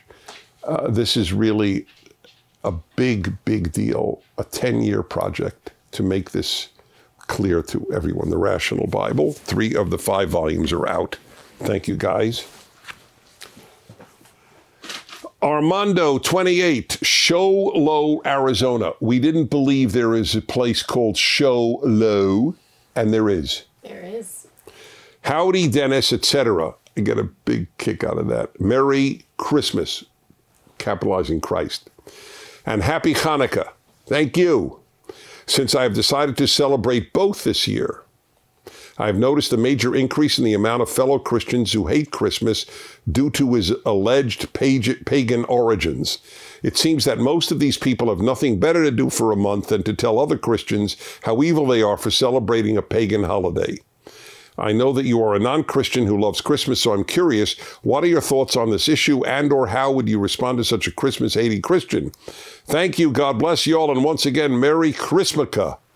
That's cute, only in America. So, I dealt with this on my radio show. This pagan origins argument is, I'm sorry, foolish. Even if there are pagan origins, so what? The question is, what was done with the pagan origin? The paganism has been removed. The sacrificial system, so central to the Torah, to the first 5 books, to Jews and to Christians. You don't think that that's rooted in the pagan system of sacrifices? Of course it is. But it got rid of all the bad parts. The gods don't eat the sacrifice because God doesn't eat. Most important, there is no human sacrifice. All pagan societies had human sacrifice. The greatest Jewish thinker who ever lived, Maimonides, 12th century, said the reason for the sacrificial system was to wean the Jews away from human sacrifice. He fully recognized the pagan origins of the sacrificial system. What Judaism and Christianity did with holidays and with practices is to fill old bottles with new wine. In order to get people to drink the new wine, you've got to give them the old bottles. That's how you do it. You don't invent something out of nowhere and then people attach themselves to it. As I learned in yeshiva, the Torah was given to humans, not to angels. So it has to talk in human terms. It has to use human symbols to make it meaningful. So this argument is such a silly argument, pagan origin. So what? The issue isn't, are there pagan origins? The issue is it pagan now? And the answer is no. That's it. Hey, don't we say Saturday? Isn't that from Saturn, if I'm not mistaken? Isn't Monday from the moon? So there, should we drop them because they have pagan origins? No, it's people have not thought this issue through. That's why believers are perfect. Yes, yeah, there are pagan origins. Therefore what? Does it make it pagan? No. The genius of biblical religion is taking this old stuff and making it humane and good and holy. That's the issue. And that's what they've done. Don't forget, whatever you give till Christmas to PragerU is tripled. It's nice to give to places that are doing good work. So we deeply appreciate it. And whichever you're celebrating, Happy Hanukkah or Merry Christmas. And God bless this country because it truly needs it. And one of its blessings has been this wonderful holiday season. See you next week. Thank you for watching this video. To help keep PragerU videos free, please consider making a tax-deductible donation. The change from wishing fellow Americans Merry Christmas to wishing them Happy Holidays is a very significant development. Proponents of Happy Holidays argue it's no big deal. Proponents of Merry Christmas are making a mountain out of a molehill. But the Happy Holidays advocates want it both ways. They dismiss opponents as hysterical, but at the same time, in addition to replacing Merry Christmas with Happy Holidays, they have relentlessly pushed to replace Christmas vacation with winter vacation and Christmas party with holiday party. So then, which is it? Is all this elimination of the word Christmas important or not? The answer is obvious. It's very important. That's why so much effort is devoted to substituting other words for Christmas. And these efforts have been extraordinarily successful. In place of the universal Merry Christmas of my youth, in recent decades I have been wished Happy Holidays by every waiter and waitress in every restaurant I have dined, by everyone who welcomes me at any business, by my flight attendants and pilots, and by just about everyone else. When I respond, "Thank you, Merry Christmas," I often sense that I've actually created some tension. Many of those I wish Merry Christmas are probably relieved to hear someone who feels free to utter the C word, but all the sensitivity training they've had to undergo creates cognitive dissonance. The opponents of Merry Christmas and other uses of the word Christmas know exactly what they're doing. They're disingenuous when they dismiss defenders of Merry Christmas as fabricating some, quote, war on Christmas. Of course it's a war on Christmas. Or more precisely, a war on the religious nature of America. The left in America, like the left in Europe, wants to create a thoroughly secular society. Not a secular government, which is a desirable goal and which in any event has always been the case in America, but a secular society. Most people do not realize that the left believes in secularism as fervently as religious Jews and Christians believe in the Bible. That's why Merry Christmas bothers secular activists. It's a blatant reminder of just how religious America is and always has been. So here's a prediction. Activists on the left will eventually seek to remove Christmas as a national holiday. Now, the left doesn't announce that its agenda is to thoroughly secularize American and European societies. Instead, they offer the inclusiveness argument that Merry Christmas or Christmas party or Christmas vacation is not inclusive. This inclusive argument plays on Americans' highly developed sense of decency, but the argument is preposterous. Who exactly is being excluded when one wishes someone Merry Christmas? Non-Christians? I'm a non-Christian. I'm a Jew. Christmas is not a religious holy day for me, but I'm an American, and Christmas is a national holiday in my country. It is therefore my holiday, though not my holy day, as much as it is for my fellow Americans who are Christian. That's why it's not surprising that it was an American Jew, Irving Berlin, who wrote White Christmas, one of America's most popular Christmas songs. In fact, according to a Jewish musician writing in the New York Times, almost all the most popular Christmas songs were written by Jews. Apparently, all these American Jews felt quite included by Christmas. By not wishing me a Merry Christmas, you are not being inclusive. You are excluding me from one of my nation's national holidays. But even if Christmas were not a national holiday, I would want pilots to wish their passengers Merry Christmas, companies to have Christmas parties, and schools to continue to have Christmas vacations. Just because I don't personally celebrate Christmas, why would I want to drop the word Christmas when the holiday is celebrated by 90% of my fellow Americans? It borders on the misanthropic, not to mention the mean-spirited, to want to deny nearly all of your fellow citizens the joy of having Christmas parties or being wished a Merry Christmas. The vast majority of Americans who celebrate Christmas and who treat non-Christians so well deserve better.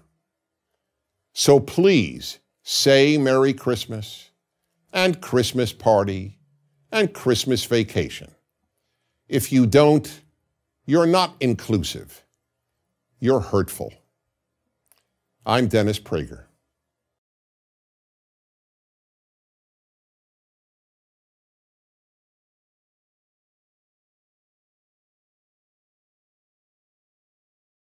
Hi, everybody. Welcome to the Fireside Chat. I don't even know what number it is. Do you know what number it is? 320. Megan's not here today. Jeff is taking Megan's place. 320? 320. But it was critical. We really rushed the beginning so you could see Mr. Tubbs because we have very little optimism, little faith that he will remain there for any long period of time. But as he gets older, it's the great look.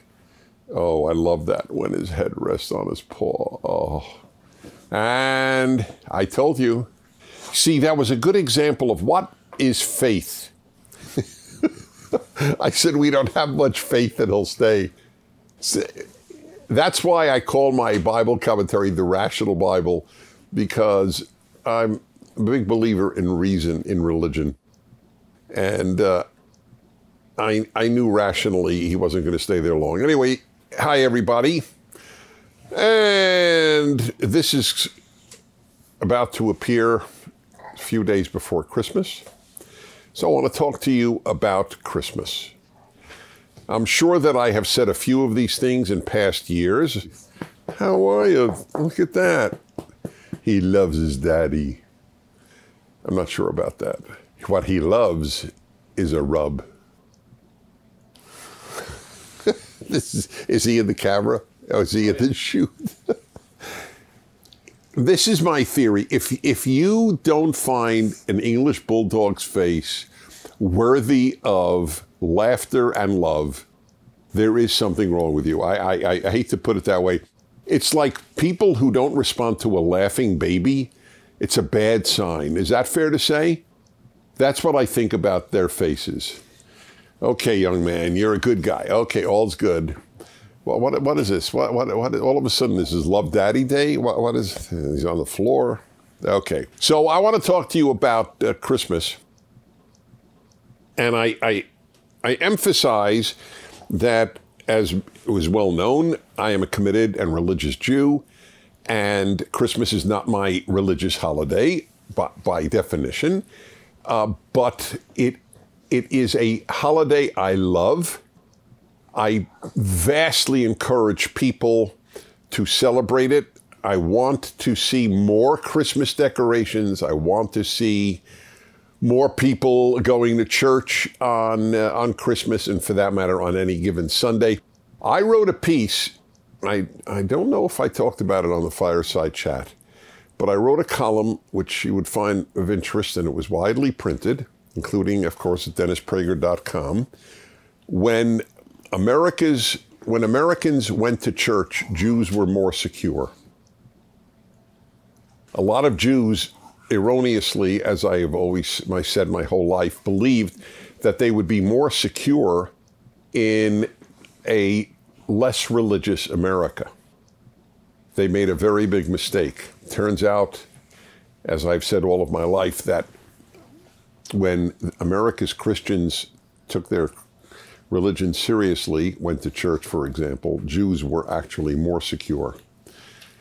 That's just a fact. You could say they're not related facts, but they are facts. Anyway, I'm only explaining why this Jew would want to advocate, and has all of his life, that Christianity be taken seriously in America. The holiday, first of all, for those of you who, even a lot of Americans don't realize this, but certainly those of you watching outside of the United States, and what I'm saying would apply to you too, but obviously I'm speaking from within an American context. It is a national holiday, just like July 4th, American Independence Day, or January 1st, New Year's Day. It is a national holiday, and I am a member of the American nation. So just on that basis alone, I have every reason to take it seriously, including any sociological or even religious reasons that I might do so. You know, I reflect on a fact of American life that not many people may have noted, but at least within big cities in the United States, such as where I live, Los Angeles, California, there are areas of my city, like Santa Monica, California, a rather wealthy place and very liberal place, even left-wing. And there, I believe, it is fair to say there are more Halloween decorations than Christmas decorations. I believe that fact is representative of a decline in American society. I don't care about Halloween. I do care, however, that more attention is paid to it than to Christmas in many American homes. Halloween is sort of a spoof. It's a spoof on death, for example, because a lot of hanging skeletons and so on. In and of itself, it's harmless, trick or treat, a tradition, kids going around for candy, harmless. But it has none of the elevating aspect that Christmas does. That bothers me. It bothers me that there are whole neighborhoods where you can't see one home with Christmas lights. We're missing something, and a lot of secular people don't realize this. They don't appreciate the role that this holiday has played in the substance of American life. Life isn't just material, but it is, since Marx. And vast numbers of well-educated people really do measure virtually all of life by the material. Is there economic equality or inequality is question number one. And of course, the massive preoccupation with global warming, climate change, and the like. It's all material matters. In other words, made out of matter. That's what the word material means here. That's why Marxism is materialism. And the notion that the human is infinitely more than his or her economic state or the issues of climate or any other physical matter, that we are also beings, I hate to use the word, I don't like the word spiritual, but I'll leave it for the time being. It's sort of ignored. And so American life has become secular, and secular is ultimately great for government and awful for society in every way. It's morally confusing. Only secular people say men give birth. Did you ever notice that? That's pretty important. Only secular people. Not all secular people say it, but only secular people say it. And it's also boring. That's why I have my equation: secularism plus affluence equals boredom. Religion fills your life, and poverty fills your life. If you're poor, you don't seek meaning. You have it. Earn money to pay for lunch, to buy lunch and dinner, and support a family, hopefully. But when you don't have economic problems and you don't have religious meaning, there's a deep boredom in society. So I am a big fan of this season. It's my favorite 2 weeks of the year, the last 2 weeks of December. There was an article in the Daily Mail, the British newspaper and website, written by a British woman who made a strong case against giving anyone in her life a Christmas gift. Not her husband, and most especially not her two daughters, aged 6 and 3. Not only that, she has told the grandparents and the aunts and uncles, do not give my daughters a gift. And she even acknowledged that her sister said, look, you don't want to give gifts, that's your business. Don't tell me that I can't give a gift to your daughters. But she did anyway. And guess what her reason was? Can you guys guess? To his credit, Alan Estrin guessed it immediately. I didn't think anybody would. But he knows that this is almost always the explanation for a foolish policy. Global warming. You'll destroy the planet when you buy all these gifts.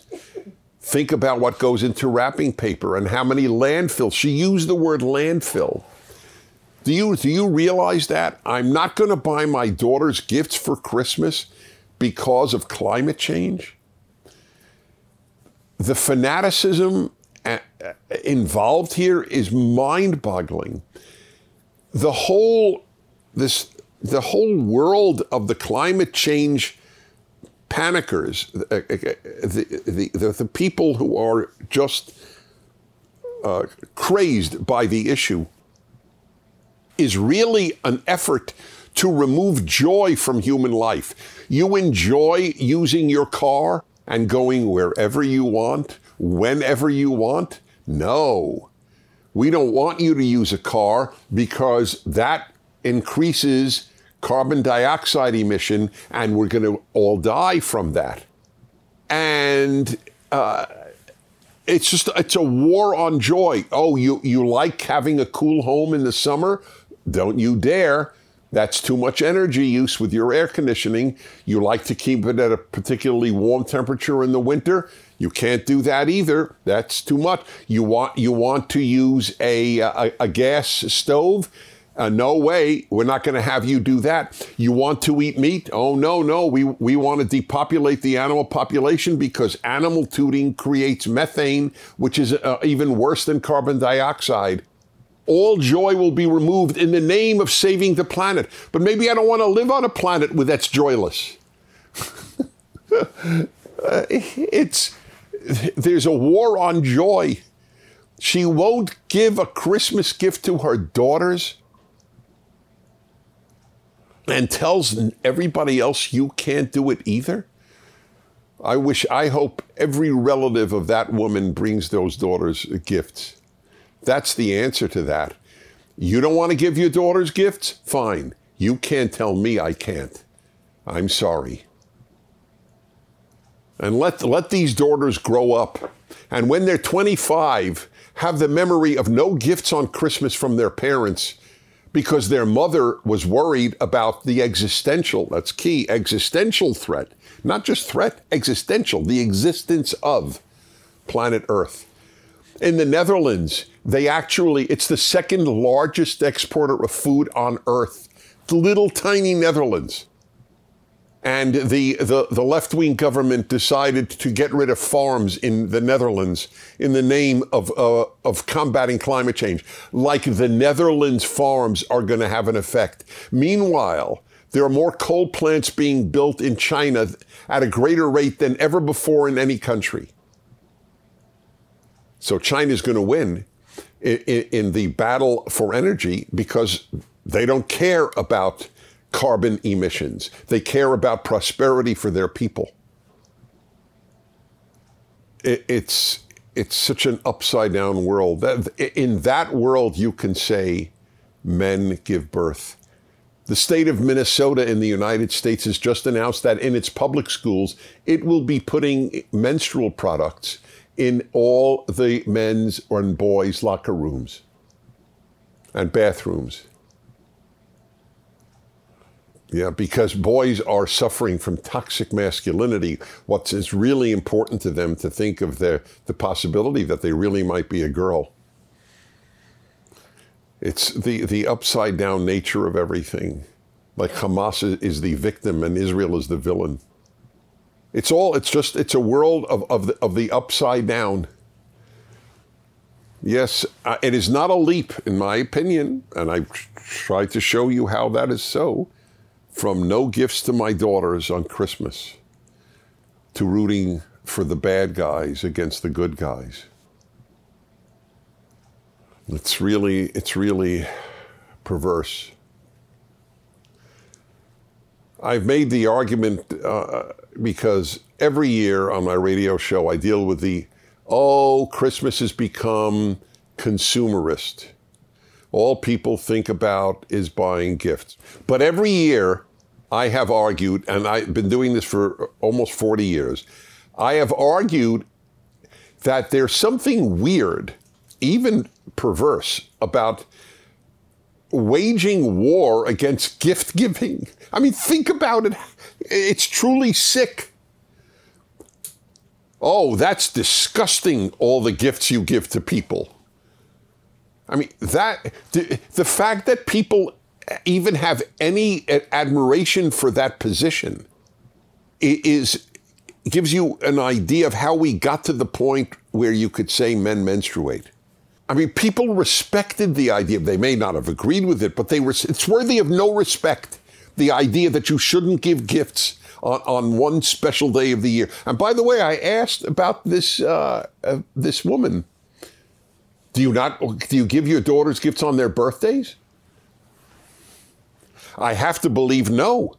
You can't destroy the earth for a birthday, correct? Lucky girls to have such a mother, eh?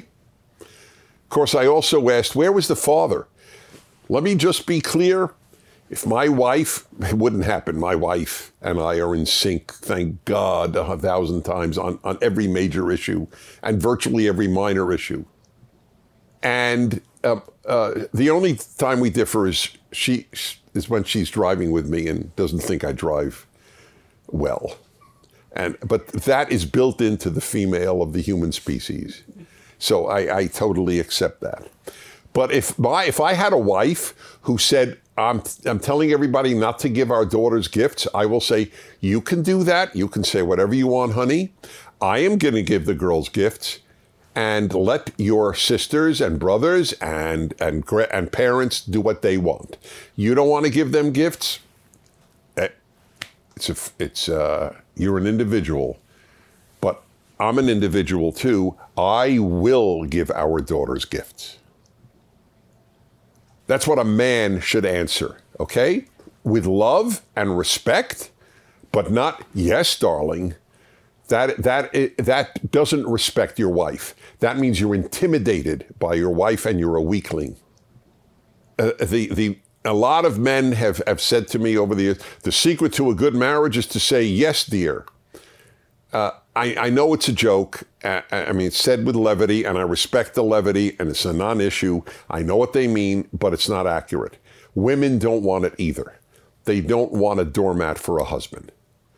They actually want a man. If they wanted a doormat, they would buy a doormat and not get married. So a lot of issues were raised on this whole issue of gift giving. Can it be overdone? Everything can be overdone. There is nothing in the world that can't be perverted. The most noble thing on earth could be screwed up. Of course that's true. Am I asking you to get Gucci bags for everybody? If I got a Gucci bag, well, I would get a Gucci bag, I guess.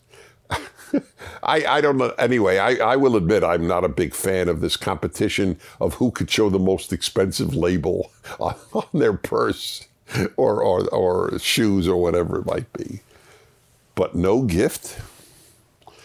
Anyway, I do wish you a Merry Christmas. And I don't say Happy Holidays. I say Merry Christmas because that's what we're talking about. And when I was a kid, there was Christmas vacation in schools, not winter vacation. There were Christmas parties at businesses, not holiday parties. And if you feel excluded because you don't celebrate Christmas, there's something wrong with you. This Jew was a Santa Claus for the Simi Valley, California Rotary Club when I was in my 20s. And I was living in the small, then small, not now small, city called Simi Valley, California. They said, Dennis, would you like to be a Santa? I said, of course, I'll happily do that. Why wouldn't I? It's a very sick thing. You feel excluded because you're not a Christian. You feel excluded. I'm not a Christian. Why do I feel excluded? What Christian is excluding me from the Christmas party? It's a bizarre notion. Are non-Jews in Israel excluded because they say on the radio Shabbat Shalom every Friday night and Saturday? A good Sabbath, or Sabbath peace, literally? It's not the Sabbath for the non-Jew. Should they feel excluded? So do you not say Shabbat Shalom? Does an Israeli Jew not say Shabbat Shalom to an Israeli Arab or an Israeli Christian? Well, Arabs could be Christians, but you get my point. That's my message, and that's why I'm happily say Merry Christmas. And if you don't celebrate Christmas, help your neighbor do it. It's a day, I know my brother is a physician and obviously Jewish, like as I am. And the Jewish doctors made sure to give all the non-Jewish doctors off on Christmas. They took their rounds at the hospital. That's a good thing to do. You know, everything we put out at PragerU is free. And the only way we can do that is through people's donating. And the only way we stay in business is through people donating and have an influence on a lost world, or an increasingly lost world. So I just want you to know that any donation you make between now and Christmas will be tripled. Donors have come up with that.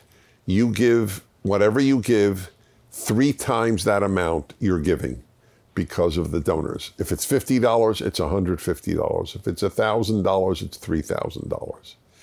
If it's $1 million, it's $3 million. We're not expecting you to give $1 million. If you can, that'd be great. But you know what? We appreciate $20 gifts a lot. It means a lot to us when we can say, you know how many people donate to PragerU? So please go to the website and make a donation by Christmas. Thank you. Okay, Let's see our video question. You know, you mentioned you were Santa in your 20s. Was it around this era? Yeah. No, that was much younger than when I did. I would say that was 8 to 10 years later. This was, you want me to show this? Okay, so this was in early college, I think, yeah. Okay, so they're establishing at PragerU a Dennis Prager library, like their presidential libraries. I'm only giving you an example. I don't consider it a presidential library. So they've asked for memorabilia and old-time pictures. So here's one they really liked. Here I am. I believe this is freshman year college. So I would have been 19 and smoking my pipe. I still smoke a pipe and a cigar. And I can't believe how good I look. Even it shows you the power of lighting. But anyway, they thought you would get a kick out of it. Here I am. Hi there. All right, good.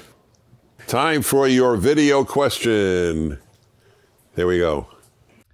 Hey Dennis, this is Ben from Wisconsin, and my question is, how many squirrels do you think you could fight off before they start to overtake you? Like you're in a flat field and there are a bunch of squirrels that are dead set on like taking you down. How many could you fight off before they tackle you to the ground?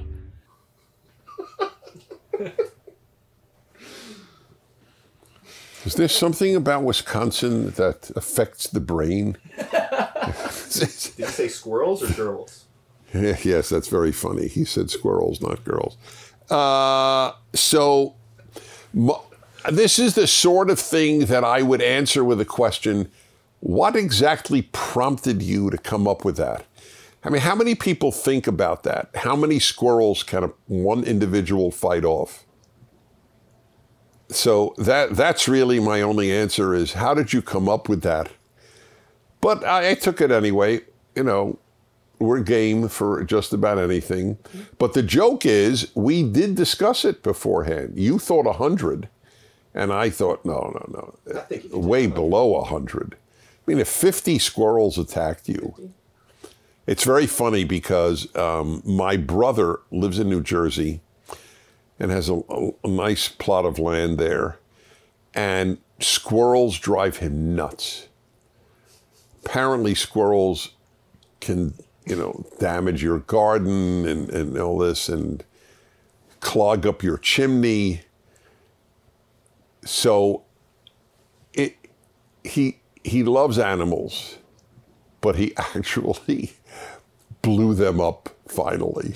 They were in the chimney, and he just blew them up. I don't know what he threw in there.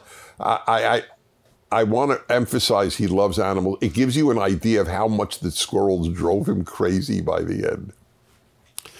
Okay, we move on. Joseph T. Now, should it be Josip or Josif? But no. It's from Croatia. So anyway, hi Joseph T. or Joseph T. Whichever, I guess Joseph. That's what it says. 24 years old, Croatia. Dennis, do you believe that assisted suicide can be morally justifiable, especially when a person is suffering and there is no hope for improvement? Yes, I do believe that it can be morally justifiable, but that's not the same as legal. I don't think it should be legal, but I do believe that it can be moral. An answer that probably satisfies very few people, but I've thought this through a great deal. The father of my two stepsons, whom I was very friendly with, killed himself. I wrote an article about this a few years ago when he did. He had a terrible accident where his ladder gave way and he fell from the top of the ladder right onto the steps of the ladder. So they went right into his body. And he was in excruciating pain, and they would not give him painkillers because doctors are so monitored for giving opioids, which is cruel. The amount of cruelty in the medical profession has shocked me. That's one example. Another is that they didn't allow people dying of COVID to have a relative next to them in the hospital. They had to die alone. Those are two examples of sheer cruelty in the medical profession, which had a sobering effect on me. So, in other words, better for people to suffer endlessly than to give opioids too easily. But I rather have people opioid addicted than have people suffer excruciating pain with no relief. If those are my two choices, then I know which is the worst choice. Excruciating pain. That's the worst choice. And at his memorial service, I spoke. And nobody who spoke mentioned that he had committed suicide. It was like the unmentionable. And I always believe if there's an elephant in the room, you have to take notice of it. And I said, you know what? Not only did what Bruce do not meet the criterion of wrong, I would have done the same thing in his in his circumstance. My wife and I got so many. Thank you for saying that. Thank you for saying that. It was such a relief. As a general rule, of course, I'm against suicide. That's the general rule. But there are times. So if somebody assists somebody in those circumstances, excruciating pain with no relief possible, none possible, does God want us just to suffer? At least not the God that I believe in. And I'm not being cute. And I understand others will say, no, you can't take a life no matter what. Well, you could take, what about your own life? And you're not supposed to be able. That's why I say I don't want it legal. Because if it's legal, it'll get abused. I'll give you an example. The moral-legal distinction is as important as my liberal-left distinction. Distinctions are very important in life. Moral and legal are not the same thing. When I gave my video for PragerU on abortion, I said at the outset, I'm not talking about legality in this video, only morality. Whether it should be legal and when it should be legal, that is a separate question from let's at least be clear about the morality of abortion. The vast majority of abortions are not moral. Now, that doesn't mean, therefore, that I think that they should be illegal. Or from what age they should be illegal, from the third trimester, second trimester, first trimester. Those are other issues. Morality is not the same as legality. And sometimes assisted suicide is moral. That's my answer. But once society says it should be legal, then it's going to be a slippery slope till anybody who's depressed can just go to a clinic and get killed. What's our timing? That's it. Wow, that means my Christmas talk was long. So before I say goodbye for today, I'm a little self-conscious, but not too much to do it, because nobody writes Bible commentaries to make a fortune, especially not on Deuteronomy, Numbers, or Leviticus, maybe Genesis and Exodus. But I want you to know this is a beautiful gift for Christmas for anyone. Read the reviews of the 3 volumes that are out. It's beautifully printed, as you could perhaps see. They're beautifully done. These are my commentaries. I know biblical Hebrew very well. I've been teaching this all of my life. There's no doubt in my mind, in the best sense, it will change your life. It is meant to. That's why I call it the Rational Bible. I don't care what your faith. I don't care if you're an atheist. This is powerful stuff and a great gift. So 3 of the 5 volumes of the first 5 are out. Next year, Numbers, the following year, Leviticus, but here they are. And if you have Genesis and Exodus, please get Deuteronomy. It is as important as the others. It's the most widely quoted text by the founders of the United States, more than any other religious or secular text. So here they are, the Rational Bible. Thank you. And with that, I wish you, again, a Merry Christmas, and I'll wish you a Happy New Year next week. Until then, Dennis Prager thanking you for listening and watching. Thank you for watching this video. To keep PragerU videos free, please consider making a tax-deductible donation.